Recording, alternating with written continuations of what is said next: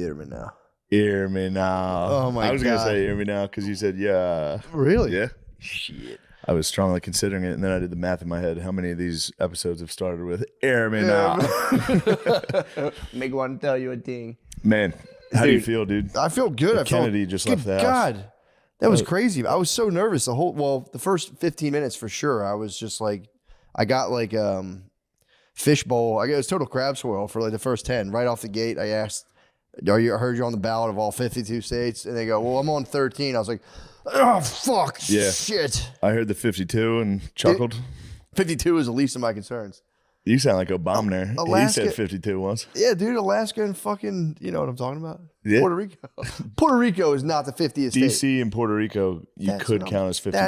That's what I said. Neither of which are states. But yes. Puerto Rico. There's no reason Puerto Rico shouldn't be on the ballot other than the Dems. Although that might be a swing. That could be a Republican swing. PR? Yeah. Poppy? Yeah. You think Poppy will go public? I think Poppy will do it. Poppy will go public. I don't know, man. Fucking fucks with Trump. But yeah, that was sick. RFK is the man. Yeah. He does rule. He is taller. Jacked as hell, yeah. He's a tall, jacked fella. It's fucking awesome. What's going on? Fresh back from motherfucking barely. California. Last night was nice, but I'm slowly coming back to life. Yeah, I had 2 good nights of sleep, and last night I got absolutely fucked on a barf sesh from one of the kids. Just scooped I heard her crying. I'm like, I got you. I scooped in just a fucking warm pile of puke. I'd made tacos, so I knew right it was. The smell hit me, and I went, yeah. I was already having a little indigestion from my own tacos, and I was like, yeah. Pick her up. I'm like, you try to do it without turning the lights on. You got to blast the lights at 2 a.m. She had vomit packed in her ear. Oh my God. So I had to give her a bath at like 2 a.m. She's just like shivering, and I'm just like, how the fuck do you? I'm like trying to pick it out. I'm like, I'm pushing it in. So I had to like hold her nose and breathe into her mouth. That would have worked. Yeah, you can get boogers out of your kid's nose by doing that too. Really? You just go in their mouth, and the boogers come out of their nose. Yeah. So I just had to like splash water in her ear, and just kind of it. Luckily, the water did the trick and pulled all the vomit out of her ear. It was. Thank God she didn't fucking like rockstar out, dude. Pass out her puke. That's true. I was like, dude, it was that's terrible. Yeah. Well, it was funny because we fucked around. She doesn't go to sleep. It takes her a while. If she wakes up in the middle of the night, she'll fuck around, and it's really funny because she'll be in our bed, just like she'll smack you in the face, and like, dude, please stop. And then eventually, I'm like, all right, I'm bringing her in your room. I'm bringing back in her room. Takes forever. Finally, she wakes up, eats breakfast, just goes, blah, throws up. And I was sleeping. I come down. Brittany's like, she threw up again. It's like, fuck. So we strip all of her clothes off. And then I had to go outside to take the trash out. She's like, I'm coming. She was just totally unaffected by the fact that she just puked. I'm coming. She's just in her diaper, runs outside, sees a puddle, splashing in this puddle. She's like, this is the best thing ever. And I was sitting there like, dude, what an awesome life. Yeah. Just for a kid to throw up yogurt and just be like, oh, sweet, a puddle. I was like, she's for real. She's in heaven. If you were to take a baby and like, this is heaven for you, it'd just be her hanging out and like near my trash cans, jumping in puddles. And I'm like, I almost cried this morning. I'm like, it's so fucking sweet. I was like about to cry. I'm like, dude, this would be heaven for her. If my you're an emo dad. I am, dude. I thought you said you're going to email her. I was like, I might. Brittany set up email accounts for our daughters, and we write them sweet emails while they're babies so they can read when they're older. That is actually really nice. And it's kind of nice. But today, because I had one of those things where I just woke up and like she was thrown up again. I'm like, what if she like died last night and like this is all like I'm just some weird figment of her like heavenly imagination. I'm like, this would be heaven for her. Yeah. Just jumping in a puddle on like a shitty rainy day after throwing up yogurt. She's like, this is awesome. I'm like, God damn, that's so beautiful. Yeah. It was. It's like being drunk. You puke, you go, oh, bottle. I feel better now, dude. Trash can. Speaking of which, I did a good job drinking this week. I noticed. I didn't drink too little. I didn't drink too much. I think I just nailed it. I was doing good all week. You did a good job as well. And Post Malone got our ass. Yeah, that's tough. It's tough to ignore. Yeah. And he's a fucking like really nice guy. Yeah. I can't believe he's the coolest guy. Me, dude. I confided in you. Oh, you were such a, it was so fun. I've never seen you get like that nervous. I wasn't nervous. I didn't want the guy to think I was, I didn't want him to think I was like, yo, I fucking beat the shit out of him. Yeah, it's funny. UFC. It is funny. In the car up front, all right, so we had UFC in the green room. We were playing it. Matt beat the shit out of Post Malone in UFC. And I took it easy too. Yeah, but I saw you hit that early security point where you could never lose. Bro, you broke his leg in the first round. He leg kicked him in the first round. He had no idea how to block it. I do have it to a science though. That leg kick, I can really whip that thing and get you in the blue pretty quickly. But yeah, I think during the Chipotle break, I'm going to teach you a lesson. There was nothing more stressful. How stressful was that? Dude, so my agents have gone completely against my will and keep bringing Xbox. They have an Xbox they bring to every show. It's like bringing Rockstar's heroin, dude. I know. They're keeping you supplied. I'm like, for real, you can't bring this Xbox to this. The night we were doing a show, the first one was the Greek. Yeah. I think we might have talked about it on the last episode, but either way, the brothers, the McCaffrey brothers were in there watching us. All of a sudden, a crowd gathers while me and Matt are playing, which is already stressful enough. Yeah. Playing UFC against your bro is stressful. Yeah, it is, for real. But then there's a crowd. Like, you would land a kick and people would be like, oh, and I'd be like, that was nothing. When we get there, it's just us, and we're playing, and all of a sudden, it's like a crowd leaders of industry fill in. It's like, oh, shit. Yeah. And you can't be like, hi. You're like, yeah. Everybody would walk in, and I'd be but, yeah, there was a crowd. Me and Matt were playing. Matt won the first one. Not at the Greek, right? No, that was at the Forum. At the Forum. This the was Forum, you got the dub. Yeah, at the first show. And it was rematch right now. But caveat asterisk, it was under some weird setting to where your ground game got dismantled. Well, that's because you were winning. You were winning. I would have just ended it on the ground. That's what I'm saying. But I couldn't use my escape. Exactly. I had to we went to the ground. I'm like, well, I'm done. I had a nice run. And then we were on some weird setting where you couldn't see your there's nothing. Couldn't see your like energy bar, and on the ground, like it just didn't work. Yeah, nothing worked. So we were just tassel about on the ground and we get back up, and man, it was a full round. We were getting booed for being on the ground. People in the crowd or in the actual green room were like, boo, stand them up. I was like, shut the fuck up, dude. This is part of the sport. This is the most interesting part of the sport. That's so funny. But yeah, I won that one, and then you beat the fucking pants off me. I got extremely serious. You played good. When you stalk me down like that, it fucks me up. When I'm getting stalked down against the ropes, I can't fucking. I need that distance. To but then the Matt played Post Malone, and I saw you immediately work the legs. Dude, it's my game. That's how I play. I saw you. He never played before. I saw you immediately. He said he played UFC 2. It's totally different, bro. Is it really? Yeah. Yeah. Oh shit, my bad. Yeah. That was like when he was just blowing up. Yeah, he was fucking 15. Probably hasn't touched it since. Yeah. But then after the Forum show, we're at the after party. I took it easy though. I didn't go not crazy. Take it easy. I did too, dude. On the drive from the show to the after party. Ask Ahmed. Ahmed played me, and I was full. I gave him full blast. After the show, on the way to the after party, we're all in the car. Matt's going, I beat the fuck out of him. I did it. As soon as we sit down, we're sitting with him, and I was like, Post, Matt said he beat the fuck out of you in UFC. And Matt was like, no, I didn't say he mischaracterized it. I said, dude, I was like regretting. I said, what Post Malone's ass in UFC, and it didn't feel good. I know. I was joking. I didn't going, come out like I beat that motherfucker's ass. Yeah, no, it's funny. I know. It's a funny joke. And to have someone respond by going, no, that's not true. It's even funnier.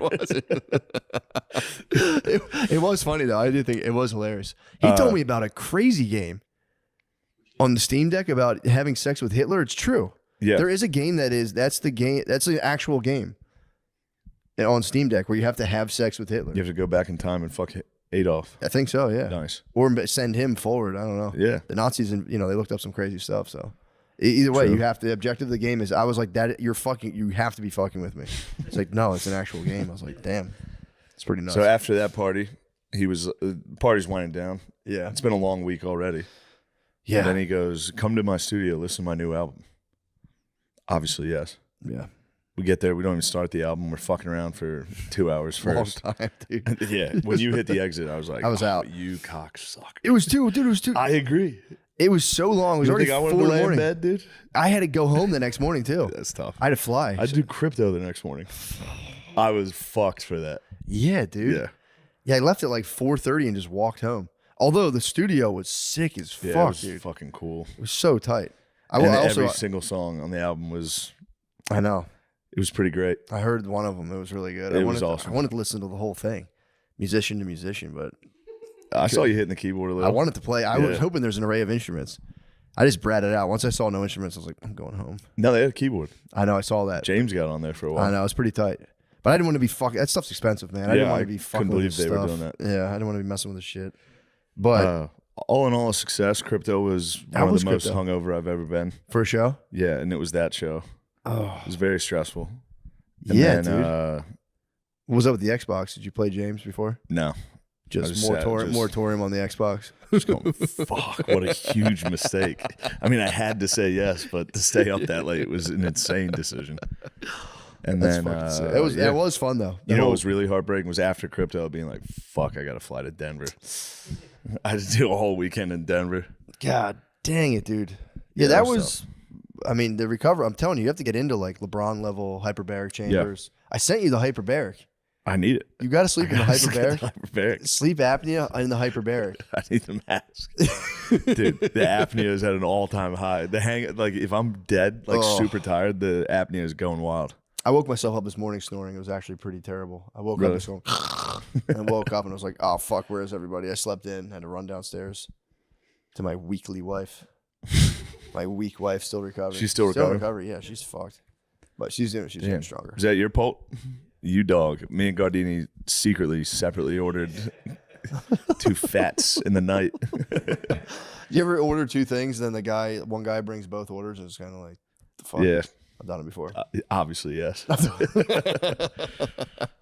Done it before. I'm like, you got, okay, this is both. All right, yeah, my bad. Order 2 things. Dude, I had a absolute moment of dismay with my dogs recently. I'm like, finally made the appointment. Jackson's legs getting rehabbed. It was kind of a pain in the ass. So you gotta get him in one of those water treadmills. I know he does. He hates fucking water, but I want to try to get him on something. But I found a place they're gonna rehab him. But I'm like, I'm gonna start walking him, getting like the leg moving. So I'm walking. I'm like, I don't give these dogs enough attention. I love these guys. I let them out the front yard. Where I live's an HOA, so they just mulched all the HOAs. Like I have my front yard, and that's not it. They're going straight for that mulch, dude. I take them out, let them sniff around. I'm like, I love these guys. Both of them just fucking munched like a yard of mulch, and I was like, God damn it, stop it. I was so mad. You do have wild fucking dogs. I was so pissed off. Jackson Groves. Dude, him and Matilda, they saw mulch and they just started just eating it like it was dog. And I was like, now they're gonna fucking throw up. I was like, Jesus Christ, man. I was just in my head being like, you guys are These guys are great. Just ate a fucking yard of mulch, and I'm like, all right, that's disgusting. You guys are disgusting creatures. You guys are disgusting, dumb creatures. Jackson does seem dumb. Matilda seems kind of smart. Until she's fucking mulch. Get them around mulch or cat shit. Those guys will, oh my God, they'll destroy cat shit. They used to dig it up. It's tasty. I mean, it is. It's got to be a delicacy. Tasty treat. It is a tasty treat. And it's like the enemy, too. It's like a little exotic. Yeah. It's like, fucking those motherfuckers. Getting domed. Yeah, true. I tossed in a golden shower joke on the Kennedy. I don't know if you know. And he's like, I got a visit. I didn't hear it. What was it? He's like, I got a visit from my ex, and I somehow came up with urine. So you weren't drinking? He's like, no. I was like, maybe golden showy. I didn't even hear you say that. I said it quietly. Oh, damn.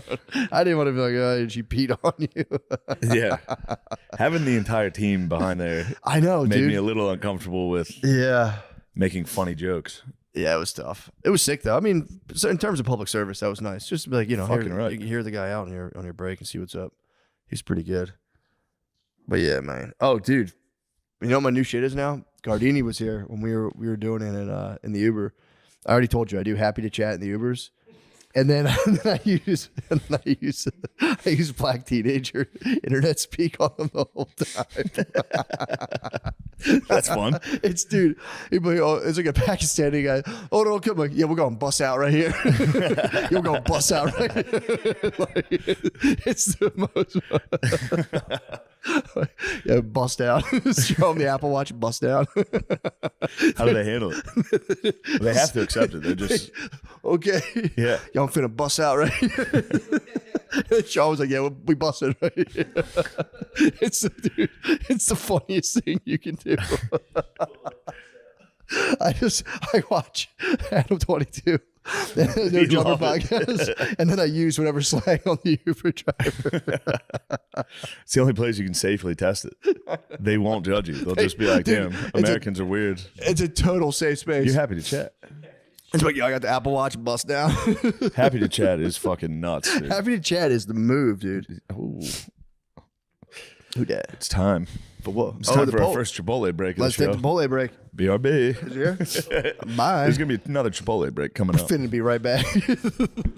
Wow, wow. I love it, man. Yes, we're back. Big ups to main man Chipotle. I love it. Big ups Chipotle blessing us on this beautiful Monday. We back on. Yeah. Oh, hell yeah. Yeah, baby. Fuck yeah, How much dude. money you got? A lock. That shit was awesome. How many pubes you got? Little inside joke, man. We're just having fun here. It's not even about money. It's about something else. It's not about money anymore. It's not. I don't even care. Well, I shouldn't have done that to us. Now I'm in a sour mood. Oh, you're in a sour mood? That puts me in a very fucking sour mood. Yeah, I mean, We're just watching stuff online. We don't need to discuss what it is. yeah, it was just some crap. Sours me. A bunch of crap, dude. I get more I thought we were disoriented. past this, dude. I get more disoriented. We are. We're almost. We're It's the getting. death throes. Yeah. Yeah, they'll be like hippies. And you see like a 1960s hippie now, you're like, oh yeah, I remember that was a thing. Yeah, that was for a a thing while. for a little bit. Petered out. So the inherent greed within humanity kind of showed itself, and now the hippies got fucked. They got real. They fell apart like really hard. Yeah. A lot of those guys like, we don't need rules, and they would have like communes, and it would just be Yeah. a guy just like beating the fuck out of Yeah. everybody. Remember they did the Chaz? Remember that? Oh, yeah. Portland was Yeah. like, defund the police, we'll start our own thing. Yeah. Immediately they shot 3 black kids. First day. True. Yeah, it was like a molded librarian lady. It was with a gun. Like, Oh shit. yeah. I told ever since Brittany was a cop for a while. My attitude towards cops. I didn't like cops, and then when everyone hated them, I loved cops. Yeah. I grew up in an anti-cop house where like my dad couldn't stand cops. Yeah. He hated cops, but he was always getting pulled over in the motherfucking trucks. Yeah. Truckers and cops are not exactly friends. So, but yeah, I love cops now. I haven't got pulled over at all the whole time I've been No. here. Philly, you get like people don't get pulled over that much out here. In Philly, I would see people pulled over all the fucking Yeah, time. nonstop. Out here, it's like you drive as fast as you want. People are. You got pulled over? You got pulled over? No, I haven't. But a fact I heard the other day is there's no DUI checkpoints in Austin. They don't That's run what's them up. here. Damn. So you and Lamese can keep doing what you're doing. I don't drive drunk. Sure. That's You no know excuse. that about me. How'd you get home for the Instagram Live? I took a Uber. Uber. right. Oh yeah. What happened with that? Oh no, That was Yeah. my favorite. Yeah, dude. I only saw the very beginning of it and I it's stopped. so embarrassing. That's pretty much all. You got to keep going live, dude. What I are you can't talking- keep it's going so live. fun. Oh, Did you your remember parents when I reach used out? to do this? Yeah, it was hilarious. It was very fun. It's hilarious. No, very my fun. parents didn't reach out. Thank God. I hope Ever they since didn't you've see come down to that. Texas, it seems like you've got a bit of a habit. No, that's not true. I drink just as I'm much just as I saying that used to your parents. Your mom's definitely on the page. to. She might be. Yeah, How they doing? they're good. They're in miss 'em? South Carolina now. I do miss them. Yeah, I haven't seen my parents. This is the longest time I've gone without seeing them. Same. Yeah. Just keep growing my beard. That's all I can do down here. Yeah, Grow my beard and become the ultimate artist. you are. I'm trying to become the ultimate artist. All right. You are the ultimate artist. No. Not Yeah, yet. dude. Don't be bashful. I'm not the ultimate artist. One day. Who do you think the ultimate artist is? McKeever? Rick Rubin. McKeever, Rick Rubin. McKeever, Rick Rubin, yeah. What McKeever, about Rick Rubin. Toyota Tacoma Tommy? Toyota Tacoma Tommy actually might be the ultimate. Don't. Matt, why'd you say that? That is the sickest nickname. It's the Dude. best nickname possible. Toyota Tacoma Tommy is the best nickname possible. It's so funny. We open up a can of brainworms on that one. TT. That's a can of worms on the triple T. T3. What? T3? Triple T. How's T3 a can of worms? T3. T3 is nice. Toyota Tacoma Tommy. T3PO. You gotta explain it. He's T3PO. O'Connor's R2D2. That's they're gonna be so mad. O'Connor's gotten the turd. The Dr. Dr. Adolf Adolf sponge is rough. Doc- He got hit with a Dr. Adolf sponge at the premiere. You remember that? Yeah, Dr. Adolf's Dude, better. it was just like Dr. Adolf sponge. The turd's the worst, though. When he was coming out, when he would come out to do stand up and he'd go, turd. All right, great. T3 is But walking then apart. the turd had he was prepared for them to call him the turd. So Yeah. he had a little bit of material on it. And then Yeah, I was true. with him doing shows. No one called him the turd. And he'd get out there and be like, great. You guys called me the turd. People were like, what the fuck? You guys all think I'm a big turd. Right You now. guys, everyone here thinks I'm a turd. Theater The of Ohio rest stop turd. Yeah. It's a theater of 2,400 people. Like, what the fuck are you talking about? T3PO. T3PO and Yeah. R2D turd. R2D turd. It's a fine automobile. I don't understand the big The deal. Toyota Tacoma Tommy. What? That's just a great nickname. It's so. It's. I He's swear not to making God, it. There's nothing that's being made fun of. not at all. Not one thing is making fun of him, which is what makes it funny because he's gonna get mad by it. That is just a great nickname, and then if you have a problem with it, that's internal stuff. If you called me CRV, McCullough or something, I'd be like, yeah, fuck yeah. Love my whip. I fucking love my whip. I'm gonna drive it till the motherfucking wheels fall off. Yeah, I think sick. We made a pact, dude. I said, let's ride these. We had she has a silver CRV, I have a black one. I said, yo, let's ride these till the wheels fall off. Shout out We to made the a Raiders. pact. We made a pact, and she's like, I kind of like the Genesis. I'm You like, guys are you fucking Silver you and black. Dude. You betrayer, guys dude. are Raider Nation. That's what I'm saying, man. We're Yeah. Raider Nation in our twin CRVs, all fleeted out, dude. Whenever we go, I'm like, What yo, about let's- do you ever think about getting bus over here. You ever think about getting a murdered out Toyota Tacoma? I might. The truck's fucking sick. I love small trucks. Yeah, it's actually not that small. It's not as small as I thought. It's not like one of those giant ones, but it's a mid-size. It's not. It's not not a the little Ranger. tiny one. It's not a Ranger. I like the little tiny. I one. like the Rangers too. Yeah. Tacomas are a little bit bigger. Although he's Italian, he should have some tile in the back of that thing. It's gonna be. There's gonna be. He needs to put some gonna bathroom wop tile. that in there. truck He's up. gotta wop it up. Yeah, Wop it up. Wop the truck. he's gonna wop that truck up. It's just him having a pickup truck is funny. Of course, It's objectively funny. he for went. him. Yeah, he It's- hasn't had a car in 20 years. It's a pickup truck, He got a pickup truck. which would be totally normal. But if you, for some reason, it will sting on him if you hit him with TTT. I mean, Bees thought he had a home run with fucking T-Bone. Thought he did. Got hit with the roach. I know. I mean, nickname wars. The key to nicknames, you have to embrace it 100%. If you try to fight a nickname, it just gets. Yeah, but you can't glaringly accept it. Like if somebody was like Toyota Tacoma Tommy and he was like, that's fine. Yeah, true. That doesn't bother me. I don't care. The fuck does that even mean? I don't care. Yeah, that one's fuck. Are you the genesis of that, Gardini? Not to brag, but yes. Yeah. At the pub, we came up with that one. I thought it was right when we got in his truck. No, where were Nickel we? City when he copped it. Oh, really? Yeah. Damn, that's awesome. I thought we were on the way to the baseball game. It was after the baseball game. Back at the pub after the game. Yeah, because we saw the pics. Yeah. And have you hit him with T3 yet? Yeah, but he's usually pretty drunk and he doesn't listen to me very often. Wakes up in a Toyota cold Tacoma sweat. He's Tommy. like, it wasn't real.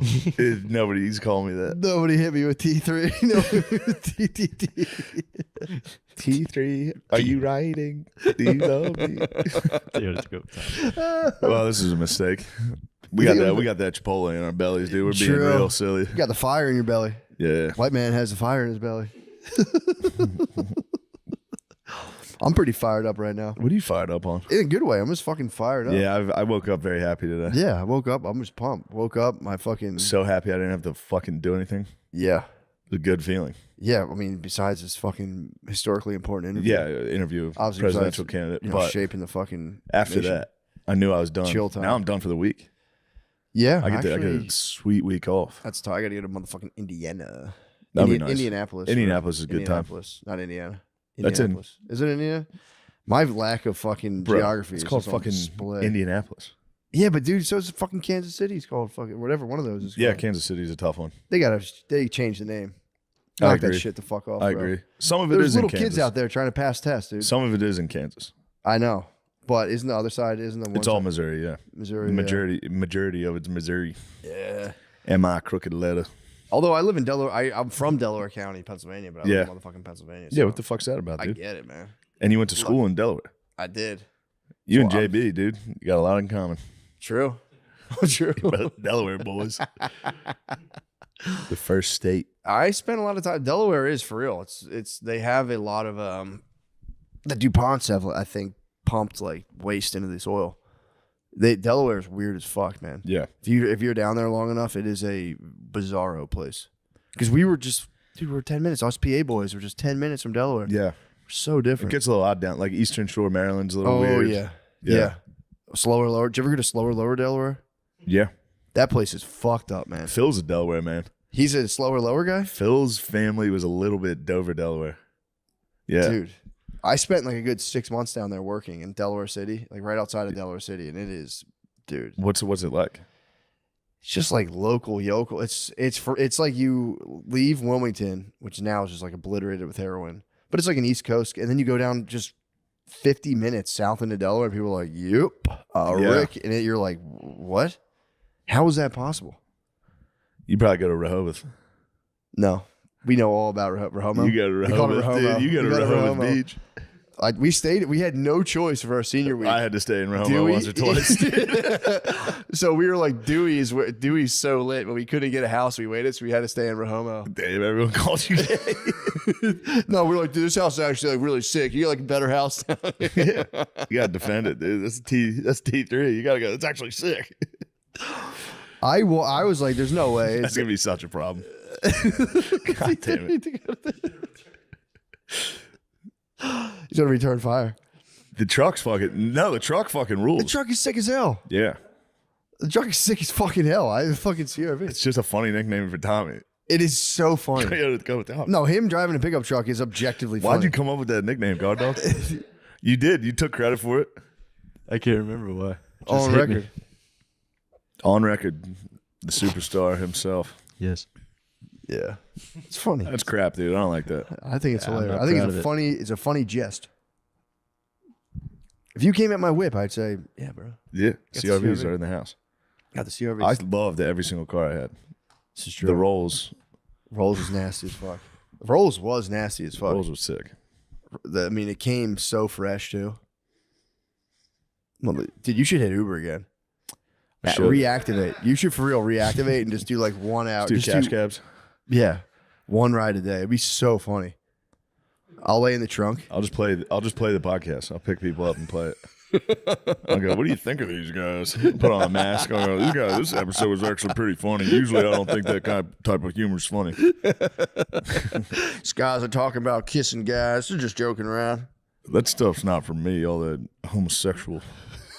You should get a bad fake mustache. Yeah, just get my mustache back. Oh yeah, you shaved. You're looking pretty Hit dapper. the spaz, hit the shave last night. Was it last night? Yeah. Looks good. I took it too big. I had it. It was a week and a half of no trimming. Yeah. It was just hairs were getting in my mouth. Yeah, And I tried to trim it. Just took a big chunk out. I was like, all right, Yeah, it's it's time to go. You almost got the stash. Oh, I was close. In fact, I'd be lying to you if I didn't test it out. What a man does in his mirror is a man's Whenever business. a man's shaving his own face, he's gonna test it out. Test out a Hitler. He's gonna feel the power for one. I got to go to a wedding in June. I might wear like a really nice tuxedo and a Hitler stash. There's no. We You got to should. bring him back. Dude. MJ gave it. MJ tried.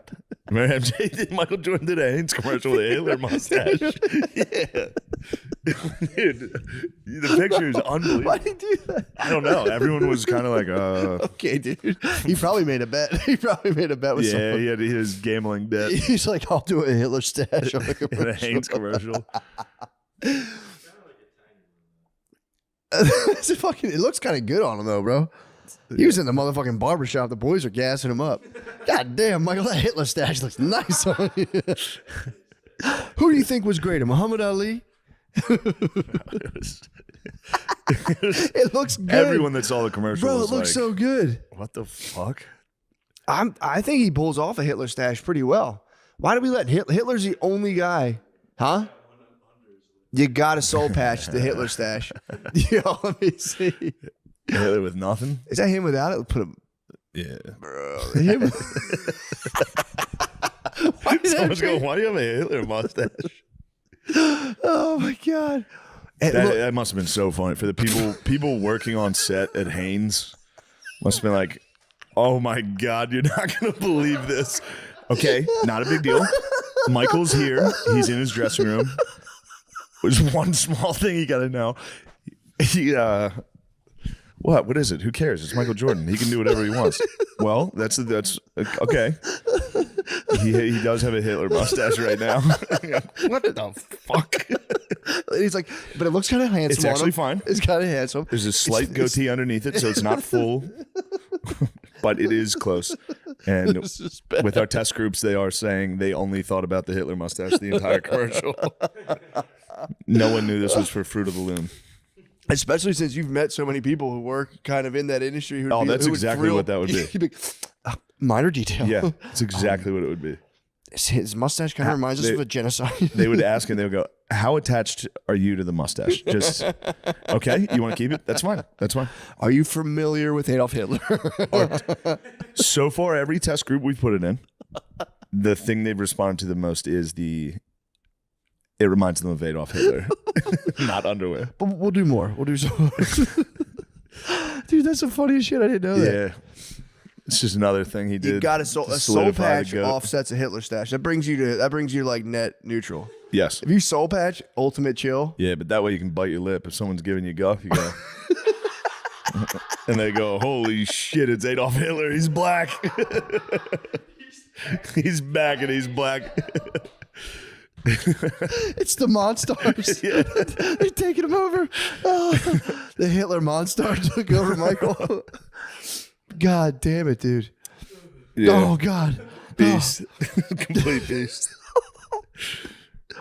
I might soul patch. I got to shave because I actually did that. I didn't do the Hitler mustache. I shaved the mustache first, and I had just the chin.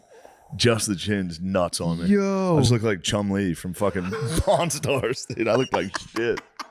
I kept my chin. I look like a Pawn Star. You kept just like the full soul patch? I did Chum Lee instantly. I just became Chum Lee. Yo, stop. Fuck, dude. I look like Chum Lee. God damn it. I look exactly like him. Yo, yeah. I didn't know his fucking name. Fuck. Chum Lee. The dad looks like Phil.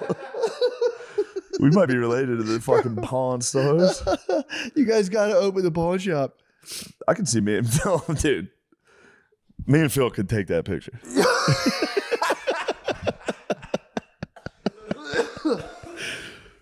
Fuck. Yo, that would not be bad. You should have tried I'll to see get. if Phil do it for Halloween or something. You got to get like a Storage War show and just max out for like 40 years. If you did storage pawn shop storage, you just put a soul patch, stood there like, we're not paying you all this money for this junk. Yeah, I'm gonna bring in an expert. That show it's not bad. It's tight. The historic parts like when the bidding's nice. Yeah, when they're trying to be funny off air or off that, it's intolerable. I got caught up in Lizard Lick towing for a while. Pawn Stars, I used to fuck with Pawn Stars. Pawn Stars heavily, is nice. Dude. It was good. Pawn Stars is good, huh? Picker, I never seen that. Yeah, I saw that. They go to like barns, shit. Yeah. Oh, like salvage shit. Yeah. Yeah, I've lived it. They just rip off farmers. The farmer's like, yeah, you can get whatever you want out of that barn. The guy comes out, he's like, this is worth $85,000. Yeah. Can I have some of that? Like, nope, we're the American pickers.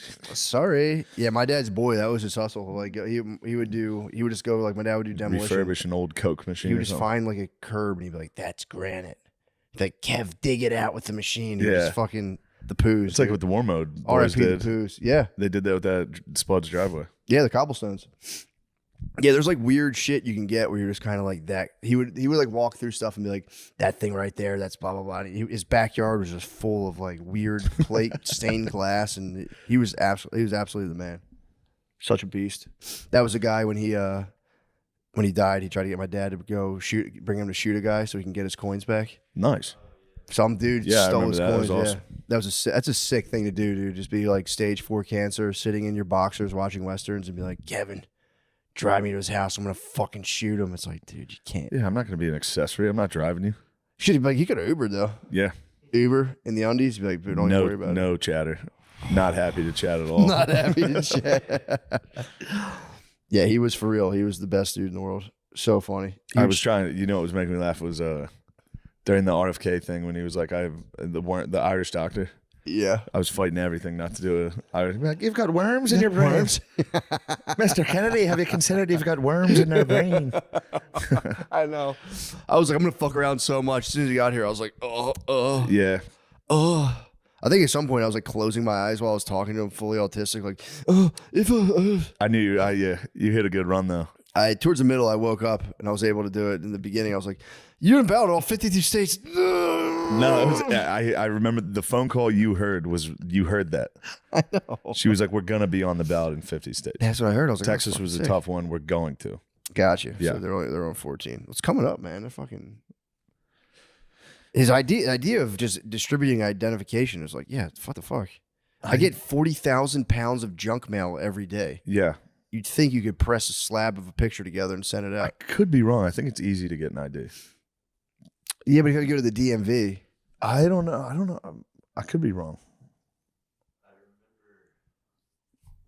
Callahan's doc about Vegas, the homeless in Vegas. He tried to get him IDs, and it's one of those things where like you need a social security card, you need multiple forms of identification to get an ID. True. And And then there's losing them too. I don't know. There may be an easier process, but I don't know. Yeah, but then you lose them, and it's like that's kind of a pain in the ass. True.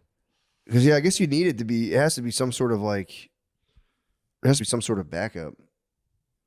Because I mean, there has to be some sort of like screening. Because if it's too easy, then you know. But I feel like, dude, every immigrant I know comes here, snags the license in like 2 seconds. They get it done. They get the job done though. Yeah. Immigrants do get the job done because they snag driver's license, no problem.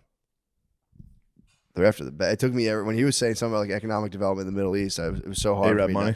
not to be. That'd be like they just got to get the bag. Like, what? Like, Don't. never mind. Don't. I wasn't. I'm saying him being like, what? What are you? What would he do? What? We talked. Me and him talked. We're almost both Aquarius monsters too. He's a Cap, obviously. He's born the day after my dad. Is it? He's a Cap. J17. Yeah, my dad's J17. My dad's J16. Mine is born. I believe you. January 16th. Poor dad. I want to get some. I want to buy some guns off my dad. Damn, my dad drove a Bonneville. We could have called him Bonneville. Drove Pontiac Bonneville. What's he pushing now? He's got a Kia. You should steal it with a flash drive. I'm gonna. That'd be I'm gonna really. get in there. Hey, I'm Shane Gillis. I'm gonna steal my dad's car with a flash drive. Yo, Phil's sleeping. Is Bam okay? Did they caught him right? I don't know. I think Bam's all right. Yeah, they caught him. They caught. He was on a sick one for a while. Yeah, he was on a mad one. Oh, he's quiet. He was in like rap videos with dudes. He did like emo rap videos. Yeah, that was. Living Like Bam was sick. That was a sick song. He's he hasn't been in the news lately, so that's good news. Yeah, he chilled. No news is good news with the Bam man. Bam, yeah. Kanye. No news with Kanye scares me. Yeah. He's in his lair. He's thinking of something. What's he gonna do next? Whatever the fuck. Well, the I Drake, want. true, whatever he wants. The Drake Kendrick beef is kind of. He was supposed to drop porno. Did you know that? Kanye was announced. He announced he was going to drop porno, and then I guess he just stopped. Who was gonna drop Kanye. porn? He was like, he was yay gonna drop porn. his own porn. Yeah, he was like, yay porn coming. You know, whatever date it said, and then I think he was like, nah, I'm not gonna do that. Yay porn. He's an would've been entrepreneur. Crazy. He's an entrepreneur. He's just thinking, what's next? Yeah. Porn. My porn. That'd What be crazy if yeah. he launched a sex tape and then he became basically like a level above Kardashians. Could you imagine that? I can imagine that. Yeah, Dude, we've been in the same room as Kim Kardashian twice now. pretty good. It's pretty crazy. I think I retire. It's pretty Yeah. good. But on I'll just get a normal job. My resume like been in the same room as Kim Kardashian. Bitch. What was he doing? What a legend, dude. That's a visionary. It was making me laugh last week. You're with your girlfriend. Dude. I think they took out the booing. Did they? Yeah. If you watch Netflix, she doesn't get booed now. Okay. I mean, yeah, they can. I guess they can. I think she should have kept it. Yeah, That made me like her more. Yeah. I was like, what the fuck are they booing She also about? Who fought cares? through it pretty well. Yeah. And then did, pretty good Yeah. as far as it goes. Although, All good hilarious. Who Lord, do you think wrote for Kim Kardashian? That's the question. I don't know. You know what I mean? Who does her team tap? Who does Team Kardashian tap for the comedy roast of TB1 GOAT? TV1 goat. Because you think you would Probably know. just the top LA fucking joke slingers, Yeah, true. you know? It was funny. They made fun of her trans dad. She just got the joke. She's like, yeah, fuck. She's probably man. been dying to slam Caitlyn.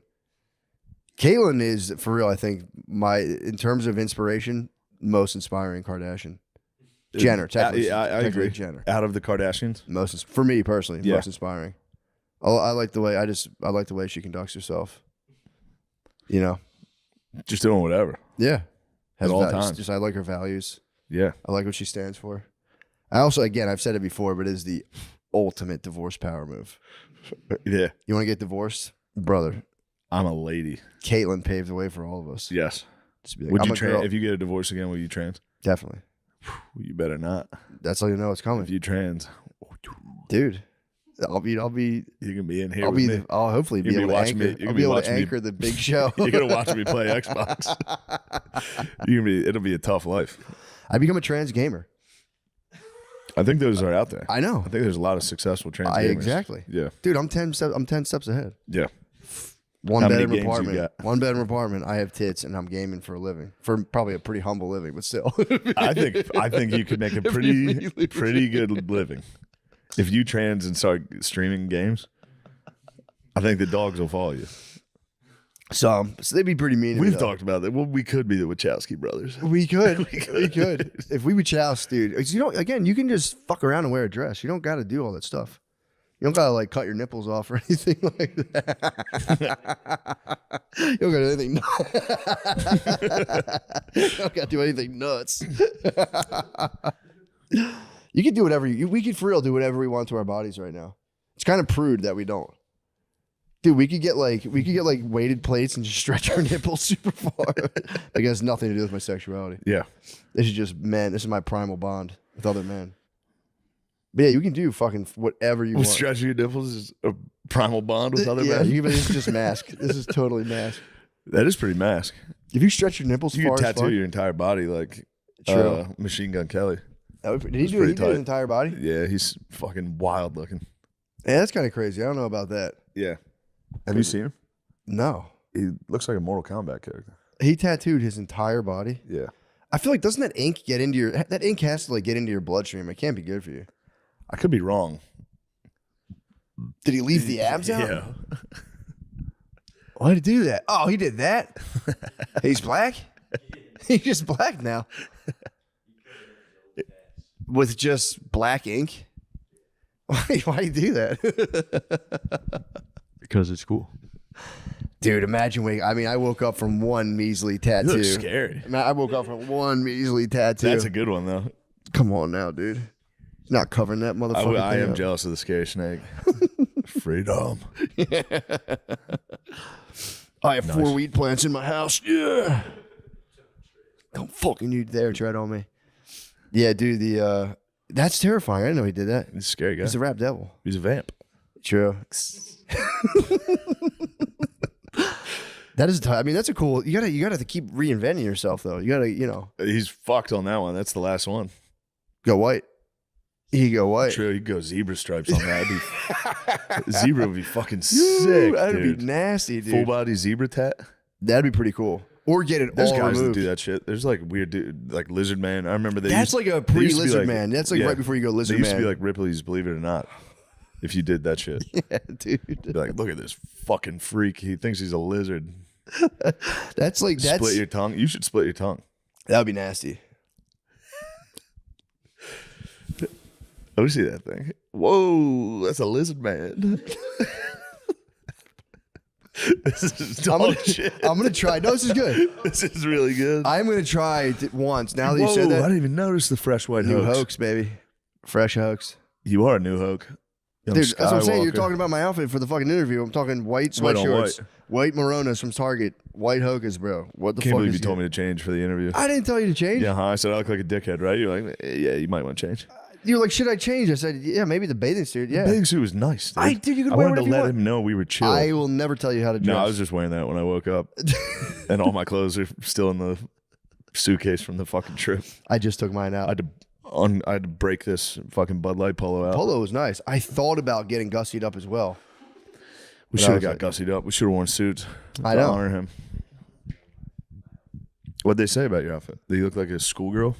What the heck? Those little short shorts and Why you got a Hooters waitress's bottoms? What the hell? You You do. gotta start beefing up those legs, bro. I'm trying to. I'm doing primal workouts in You my doing backyard. primal workouts? Are you going high cardio though?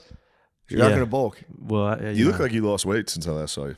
Do you mean that? Yeah, I do. You I've did. been For real. trying You to were. exercise. And We were gonna have an intervention for you because Yeah, we you were thought you were getting bulking so pudgy. Like Sean's getting pudgy. We I have to actually talk was.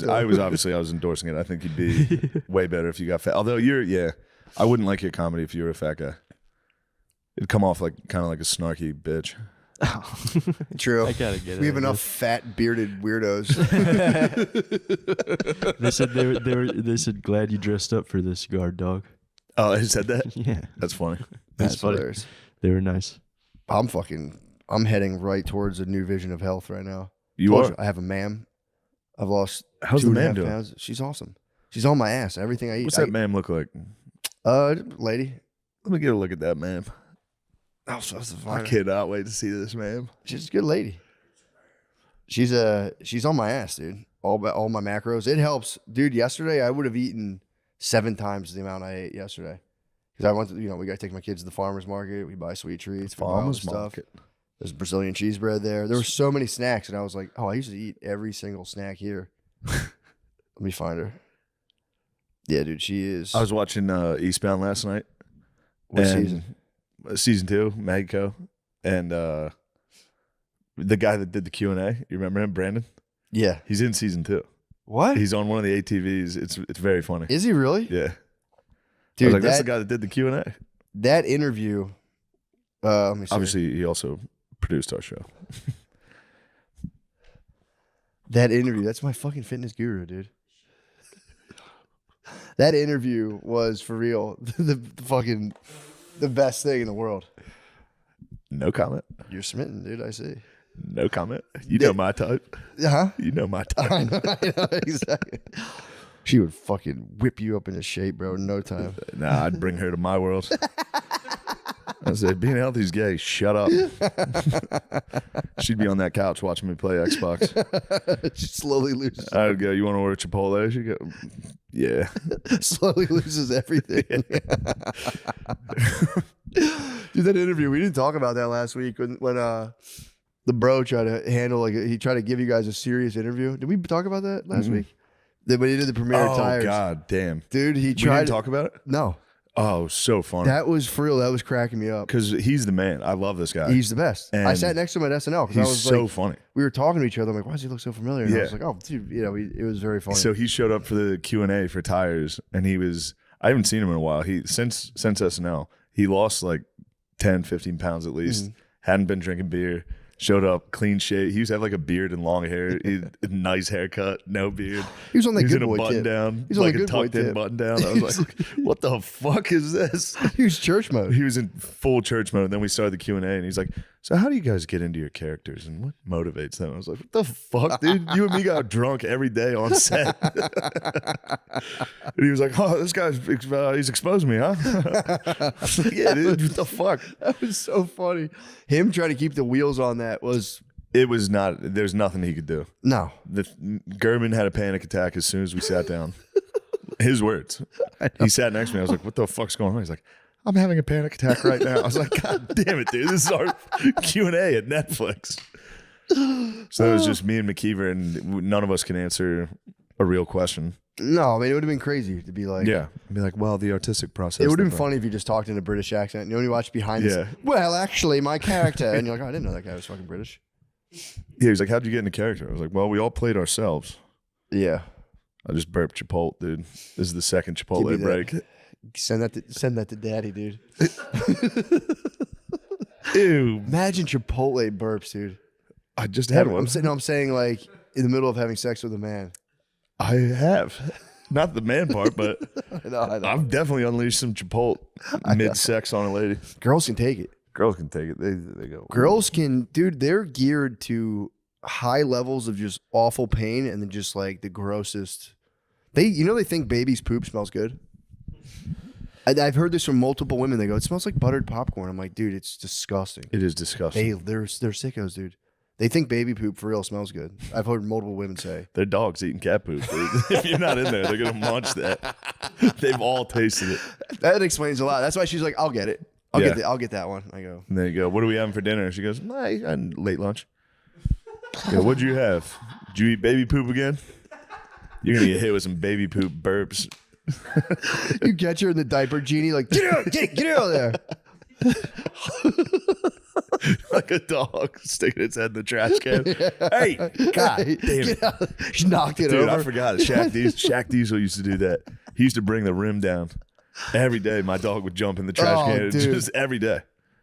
We had to put a baby gate in front of our trash can because Jackson would fucking lift it up with his nose and just devour it. It's truly the worst. It's pretty funny. Especially when Brittany would freak out and be like, dude, we got to get rid of him. And I'm like, he stays. Yeah, it's coffee grinds all over the floor. I mean, eggshells and coffee grinds, dude. Yeah. They're old. For some reason, they're always, well, I guess they're a staple of everyone's diet, but yeah, coffee grinds and eggshells are my two least favorite things to pick up.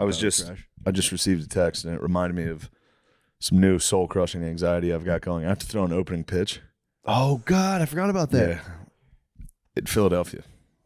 Hopefully So, do you mad dog and go for the fastball, or do you just connect with the? Do you mad dog and go check down to first? Oh wait, we talked about this. No, we didn't. We never talked about this. No. Yeah, checking to first is very funny. Checking the first is hilarious. I'm gonna try to throw. You to talked home to plate. David Spade about it, and he goes, "Dude, Yeah. everyone has a sick plan. You get out there, you just throw it, and everyone's like, come on, let's go.' Yeah, no one's gonna give a fuck. But if you even if you give a little one of those, check the first, and just fucking, I should at least step off the mound and you should act like I'm throwing a Dude, first. it would be catch a balk. It'd be. I don't know. It's very scary because my shoulder hurts. Does it? Yeah, You got to rehabilitate it. and I don't have a lot of time to rehab this thing. How many weeks is it out? 2 weeks, I think. Oh, okay. I'm fucked. You just do this every day. Yeah, I have. You know if While you- I'm gaming, I sit there and go, You know, if you move, have you been doing this? yeah. I have full range of motion. It just hurts when I strain the muscle. Just rip it, dude. Tear it. I'll tear do it on the whatever mound. it takes. Well, if you just move your joint, like fluid, like I think the synovial Oh, fluid really? goes to them. So if your joints feel fucked up, just move it. Well, that's obviously pause on myself on that one, but you got to move your joint. Go with the other one. Well, yeah, the fluid comes back to your joint. If you just move it over and over, your body just sends some sort of fucking grease. I said yes to doing this. And it was a mistake. No, the pitch will be sick. So scary. It's the scariest thing I've ever done. Yeah, that's nerve wracking. But dude, Especially because I'm looking like a dunce, dude. you got facilities. Go to the Yeah, baseball we facility. talked about this. I'm gonna fat fall off the mound. I'm gonna land on my fucking hands and knees, dude. It'd be out of breath. It's gonna suck, dude. You're not gonna fat fall. I'm gonna fat fall off the. There's not. If I fall, I'm gonna just die. I'm not gonna try to help. If you catch yourself on your hands and knees, it's the fat fall. You're fucked, dude. They come out. Get the fuck off me! Yeah. Get the fuck off me! If you're not gonna fat fall, are you gonna go cleats? No. Full uniform is obviously hilarious. Look, I've also talked to I have some connects at the University of Texas baseball. Yeah. I said, brothers, you got to let me in the next couple of weeks. Get Teach me down how there. to throw. It's gonna be awesome. You got to get down there. Do you want to come with me? Yeah, I'll go to throw. I'd throw some baseballs. Yeah. They'd be stoked to see you. That'd be fun as fuck. Ripping in baseball would be fun as having a catch is so. Toyota fun. Tacoma Tommy is the only one that can help me. He can rip. Honestly. Yeah, he can rip. He You can have to hop in the back. You hop in the extended cab. Hop in the cab. Dude, making fun of someone for having a truck and it's gonna work. I know it's gonna work. He's gonna be furious. Having a pickup truck rules. Of course, that's why it's funny. Billy doesn't shut the fuck up about his pickup That's all truck. he talks about is his His fucking door truck. max. Yo, everyone's gonna be so fucked up. I got my door max. Like, truly nobody gives a fuck. He sends pictures of his seats. It is sick though. Yeah, I like what he's doing with it. It is funny. He's like, bro, everyone's gonna be fucked up when I pull up in my door max. We gotta get Tom some fucking so he can roll coal. I hate rolling coal. He needs to. You could put something on. Yeah, you could. What would you put? There's got to be some sort of. We should just low flames would ride be it. that- We should Mexican it out. Drop it. Yeah. Drop it. Flame. You Body can get some kit, flames drop on there. it. Now you're talking. Now we're talking Uncle TT. Tio Tom. Titiwana, dude. Head down to Tommywana. It's funny because he's a very city slicker type. And him, it's just very funny that he has a pickup truck. It for real tickled me when I first heard that. I said, that is great. Sign from the Cosmos. It is. Say, hey, brother, Texas Toyota Tacoma Tommy. put the mulch in the back, bro. Get the mulch back there, brother. I actually weeded my front yesterday. I was so proud of myself. That's good. I weeded my front garden. It felt Weeding good. sucks. Yeah, it does. It fucking Do they have the prickly weeds here? Some. I hate those mad guys. dogged them. Regular ones are fine. Yeah, there was only a couple though. A little Yeah. bit. Dude, it's funny. I actually completely tricked my kids into weeding too. I started weeding. They're like, "What's this?" I'm like, "You pull the weeds out," and they were like, "What the fuck?" Yeah. Check it out, dude. They went crazy. They pulled. I got tricked into it as a young man. It So feels did I. good when you pull it out and the root comes right out. Yep. That's nice. Yeah, it feels great. You snap the root and you say, "I'll be back for you, Yeah, I'm motherfucker." gonna get you in a I'll be few back, months, you piece bitch. of shit. Yeah, I really want to trick out my front landscaping big time. It's the first time I've never been able to like buy a bunch of plants and stuff. There's some weird shit that grows down here too. A lot of like cactus type plants with like an agave looking thing with like a giant tree that comes out of it with like it's fucking That's cool. nuts. Yeah, I'm gonna go wild. This next season, I'm gonna plot it out, let it go, and then I'm gonna go pretty nuts with the plants. You should grow. Yeah. You should grow some cool stuff. I'd like to. Yeah. I'm bad though. I'll kill him. I'm more of a landscape architect. I just want to design, step away, because I could set up the sprinklers, but I wish I had that. more time. I would get way into growing. Look at stuff. that hoop out there. Bro. The sun's out too. I know. I'm ready to get in the pool. I'm ready to shoot some motherfucking basketball. What time is it? Ride it out. What you got? All I can think about is throwing that first pitch. That's very, very scary. I'd rather sing the national You're a anthem. lefty too. Yeah. You'd rather sing the national anthem or throw a pitch? It's close. All right, Yeah, the I national, guess you get grace the on national anthem can't go wrong. If it's bad, it's hilarious. Funny. Yeah. If you throw the first pitch and it's as bad as I think it could be, I'm fucked, dude. No, it'll still be funny, especially if you It's do gonna it. be funny. If it's a bad pitch, just go. I mean, I'm gonna, dude. My shoulder's gonna be hurt.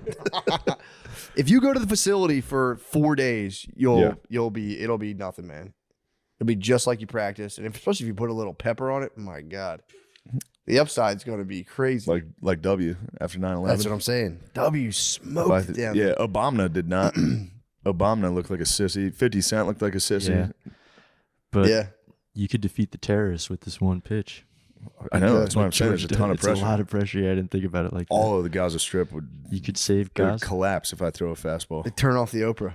Yeah. They'd say, "We tune into Iran Shane would say, Gillis." "What the fuck?" Yeah, if you got to don't put too much heat. If you put a little bit of stank on I'm just it, gonna try to get it there. And they offer you don't have to throw it from the mound. you go to the mound, bro. Are you gonna go to the mound? Obviously, you have to throw it from the mound. Yeah, you can't. But that's where the fat fall comes in. that's where a rolled ankle. You go, King Fat was killing me. That made me laugh. what's that? When you were saying how you looked like King Fat in the one picture, that made me laugh. Dude, for real, my stomach hurt. I was driving. It was like, it's the weirdest. I've never heard of that before. King Fat. Yeah, dude, this week was tough. All I did was take pictures. Yeah, man. They were snapping. Oh God, They were snapping them. You had the freeze challenge. That was nice. it was a lot. It was Dallas Cowboys freeze challenge. Yeah, that was a tough one. Absolutely hilarious. That was a tough one. The picture of me in the sauna with a dude surfaced. My cousin was like, check your tagged photos on Instagram. Oh no, Pulled it up. I'm like, it's actually really funny. it's a good one. It's very funny. Yeah, it made me laugh. I knew it was The coming. Drake thing's not going away either. Dude, that's Keeps gaining momentum. Yeah, they're digging back further and further. They better not. Oh yeah, there was one There's from another one. It was, Oh yeah, it's, no, it's I didn't know even, there was another one. It's when we were. It was during one of those like Zoom podcasts we did, and you're like, dude, I went to this thing. It's like Drake's nightclub, and I was like, what was it, 16 to enter, 21 to drink? And you're like, yeah, dude, fucking, or 16 to just get in there and party. Drake's a fucking pedophile. Oh God damn it! It's funny. It's not funny, dude. is so funny. I love Drake, It's dude. so funny. It's his darkest hour, It is. and I'm one of the sticking a knife in the It's grate. so long ago though. He knows your allegiance. It's just I hope these are Drake pants. I wear them every day. I love Drake. I don't remember you saying all this either, which is funny. Yeah, But the clip, it's from real like a pandemic Zoom thing where you're like, yo, I was at his fucking nightclub. It was weird as fuck, dude. It was so funny. No, it's not funny, Matt. It's making me fucking feel bad, dude. I get it. I get how that feels bad. But he's gonna I'm do gonna great. start fully openly defending. Here's the jerseys. thing. He might feel freer than ever now. Imagine having that circulate. Your camp is coming back saying, "Yo, Drake, yo, Drizzy," is coming out. They like people saying like you a pedophile and shit. And he's like, psst. And then finally it's out. Now he's just free. He can see like, dude, whatever. It did expose. What can you do? The beef did expose how many people hate him. Yeah. All those little weasels were so excited to see the big man go down. Yeah, dude. They love to see a hero get dragged down, even though I was one of the people calling him a pedophile. As a joke, though. I was fully joking. Exactly. It was funny. And dude, back then, if you watched, we for real, and this is just true, we were calling in that same episode. You go, yeah, dude, and dude, we called Tom Hanks was a pedophile. Fuck. We're just calling everyone a pedophile. Yeah. We did that for a straight 2.5 years. Of We're course. yeah, pedophile. It was from the Alex Jones thing. Pedophile. Pedophile. Sean Gardini. Pedophile. Retard. Yeah. Well, God damn it. Let's get that motherfucking poo. Well, I'm still OVO, dude, forever. Even if they don't like me, I love them. You might be angry. You might be fucking dark OVO. Dude, they're gonna let you be the OVO out. Just please let me hang out with the OVO guys. Dude, they're gonna let you do it. I was joking around. That would be funny though. That would be funny if you guys for real like linked up and everything was sick, and then like 2 days later he gets busted for real being like a vicious pedophile. That's not fucking funny, dude. Yeah, that's not funny at all. It's just funny. It's not gonna happen, obviously. I need to throw a strike. You need it, dude, for real. Drake will see it. Throw it for him. Go like this, dude. Dude, Before you Drake will throw see it, it. just go champagne poppy. Champagne And Poppy, just I love you. I'm fucking- so sorry. Dude, if he ever looks at the DM I sent him, it just says Poppy at fucking midnight. Dude, it just says Poppy. I thought you could unsend it. This song I don't care. continues. People make fun of me for liking Drake so much. I don't care, dude. His music's good. Shut up. Dude, I liked RFK for that, dude. I was like, bro, you have the entire strength of the media just attacking you at your family hates you. And he goes like, dude, as long as I'm good with myself. I was like, you're the best, dude. I love that. He's Yeah. like, as long as I know I'm right with myself, that's all I care about. I'm like, God damn it, bro. That sounds like a leader to me. Right away in my head, I was like, I'm not gay. These guys on the internet are wrong. All right. Let's get in the motherfucking poo. Yeah, let's swim around. Let's splash about. We're not gay at all. Not at all. Love you guys. Sorry about that. Sean, our producer's a punk. Yeah, he's a young punk, man. He's a young superstar. He thinks he's a hotshot. He got intoxicated and went on Instagram Live this week. Really? Yeah, he made Yeah. a fool of himself. An absolute fool of himself. He tried to delete it, and I shared it just to teach him a lesson. Yeah, I regret it very much. What did you do exactly? I just It's not tried to exactly. Don't say exactly what you did. I got really drunk and opened up Instagram Live and played Lakeshore Drive. Do you know that song, Lakeshore Drive? Yeah. It's very good. And I listened to that, and I just wanted to share a moment with everybody, and I regret it very much. You should. Well, you learned. And That's good. Thanks, guys. We could It'll go away. It'll never. Yeah, it's not forever, so that's good. Well, thanks for coming here and doing this. I'm I'm honored to be here. pleased. We're honored. For real. I've been really happy about this. So it's just pumping me up. And apparently, so you are because they've been trying to say you're totally out of it, but now you guys have had what you guys are on all the ballots now in all 52 states. No, we're on the ballots in 14 states. We got on Texas today. We needed Texas the hardest one because you have 45 days to get 100,000 signatures. But we found here what we're finding elsewhere. It's incredibly easy for us to get signatures. So we got 250,000 signatures, which we try to get at least double what we need because the DNC and the RNC are going to come in and try to go through every signature and try to, exclude them. Really? So they take that very seriously. Yeah, But they're going not, to try. Their strategy is to keep us off the ballot. Yeah. They're trying to save democracy by destroying it. Yeah. Yeah, Well, that's that my makes fault. sense. I totally, for some reason, I must have got misinfoed. I thought it was No, a but 200. we've done the hard states. We're going to get on the ballot, and I think they're beginning to realize that now. We've done really effectively all the hard states. We're not on the other really hard state is New York. where you need 45. You have 45 days to get 45,000, but there's these other provisos that you have to get them from certain counties and certain congressional districts, a certain amount. And we had a firm come in that we hired to do our ballot signatures. So we had 100,000 volunteers in the state, and then we had a firm come in that was charging us. But we suspect that the firm was actually secretly working for the DNC, and they did things to invalidate almost all the ballots they collected. That if we had not discovered it early, it would have sunk us. Whoa. So we're about to file litigation against them. If only it was a mail-in vote, I think they would take it less seriously. So you have to get per state. You have to get a certain amount of signatures to be on the ballot. Is that how it works? Every state.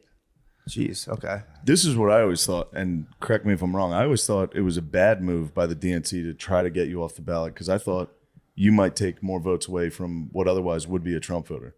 What do you think of that? I take more votes away from Trump than I do from Biden at this point. Mm-hmm. So we've polled our own people, and we take about 57% of the people who are our supporters who we poll say that if I drop out of the race, they'll vote for President Trump, which is why President Trump now has opened up all the firepower against me. But we also did a poll. We did the biggest poll ever done, at least in this presidential race. A typical poll like the Quinnipiac poll, or the Harvard-Harris poll, the Siena poll, the Gallup poll has from 1,200 to usually 2,200 people that they interview. We surveyed 26,000 people. The poll has a margin of error of virtually zero. So anybody who does that poll would end up with the same results. And it was very interesting because what it shows is that if I stay in the race, Biden loses. If I get out of the race, Biden loses even worse. He loses 2 extra states, Maine and Virginia. We did every state. And if Biden dropped out of the race, I would beat Trump. So Biden cannot beat Trump, but I will beat Trump. I don't beat him by much. I beat him by 3 electoral votes, but Biden loses catastrophically to him. And then if Trump dropped out, which of course will never happen, but then I beat Biden in a landslide. So I beat President Biden. I take 39 states and he only gets 11. So I'm actually in a different position nobody's ever been in history, which is a third-party candidate who in a head-to-head race will beat either of the candidates from the major parties. Damn, and they won't debate you at this point? Neither of them will? Well, the debates are scheduled after the conventions. So there's a presidential debate commission, and it has scheduled 3 debates. The first one is in September 18th. And if I meet certain metrics, which the big metric is 15% in recent polling, then I will be on the debate stage, and I should meet that metric. So they should have to debate me. I mean, they should debate me anyway because of because my favorability ratings are better in every poll. My favorability ratings are better than either President Biden or President Trump. So if they want to do the right thing, they would debate me.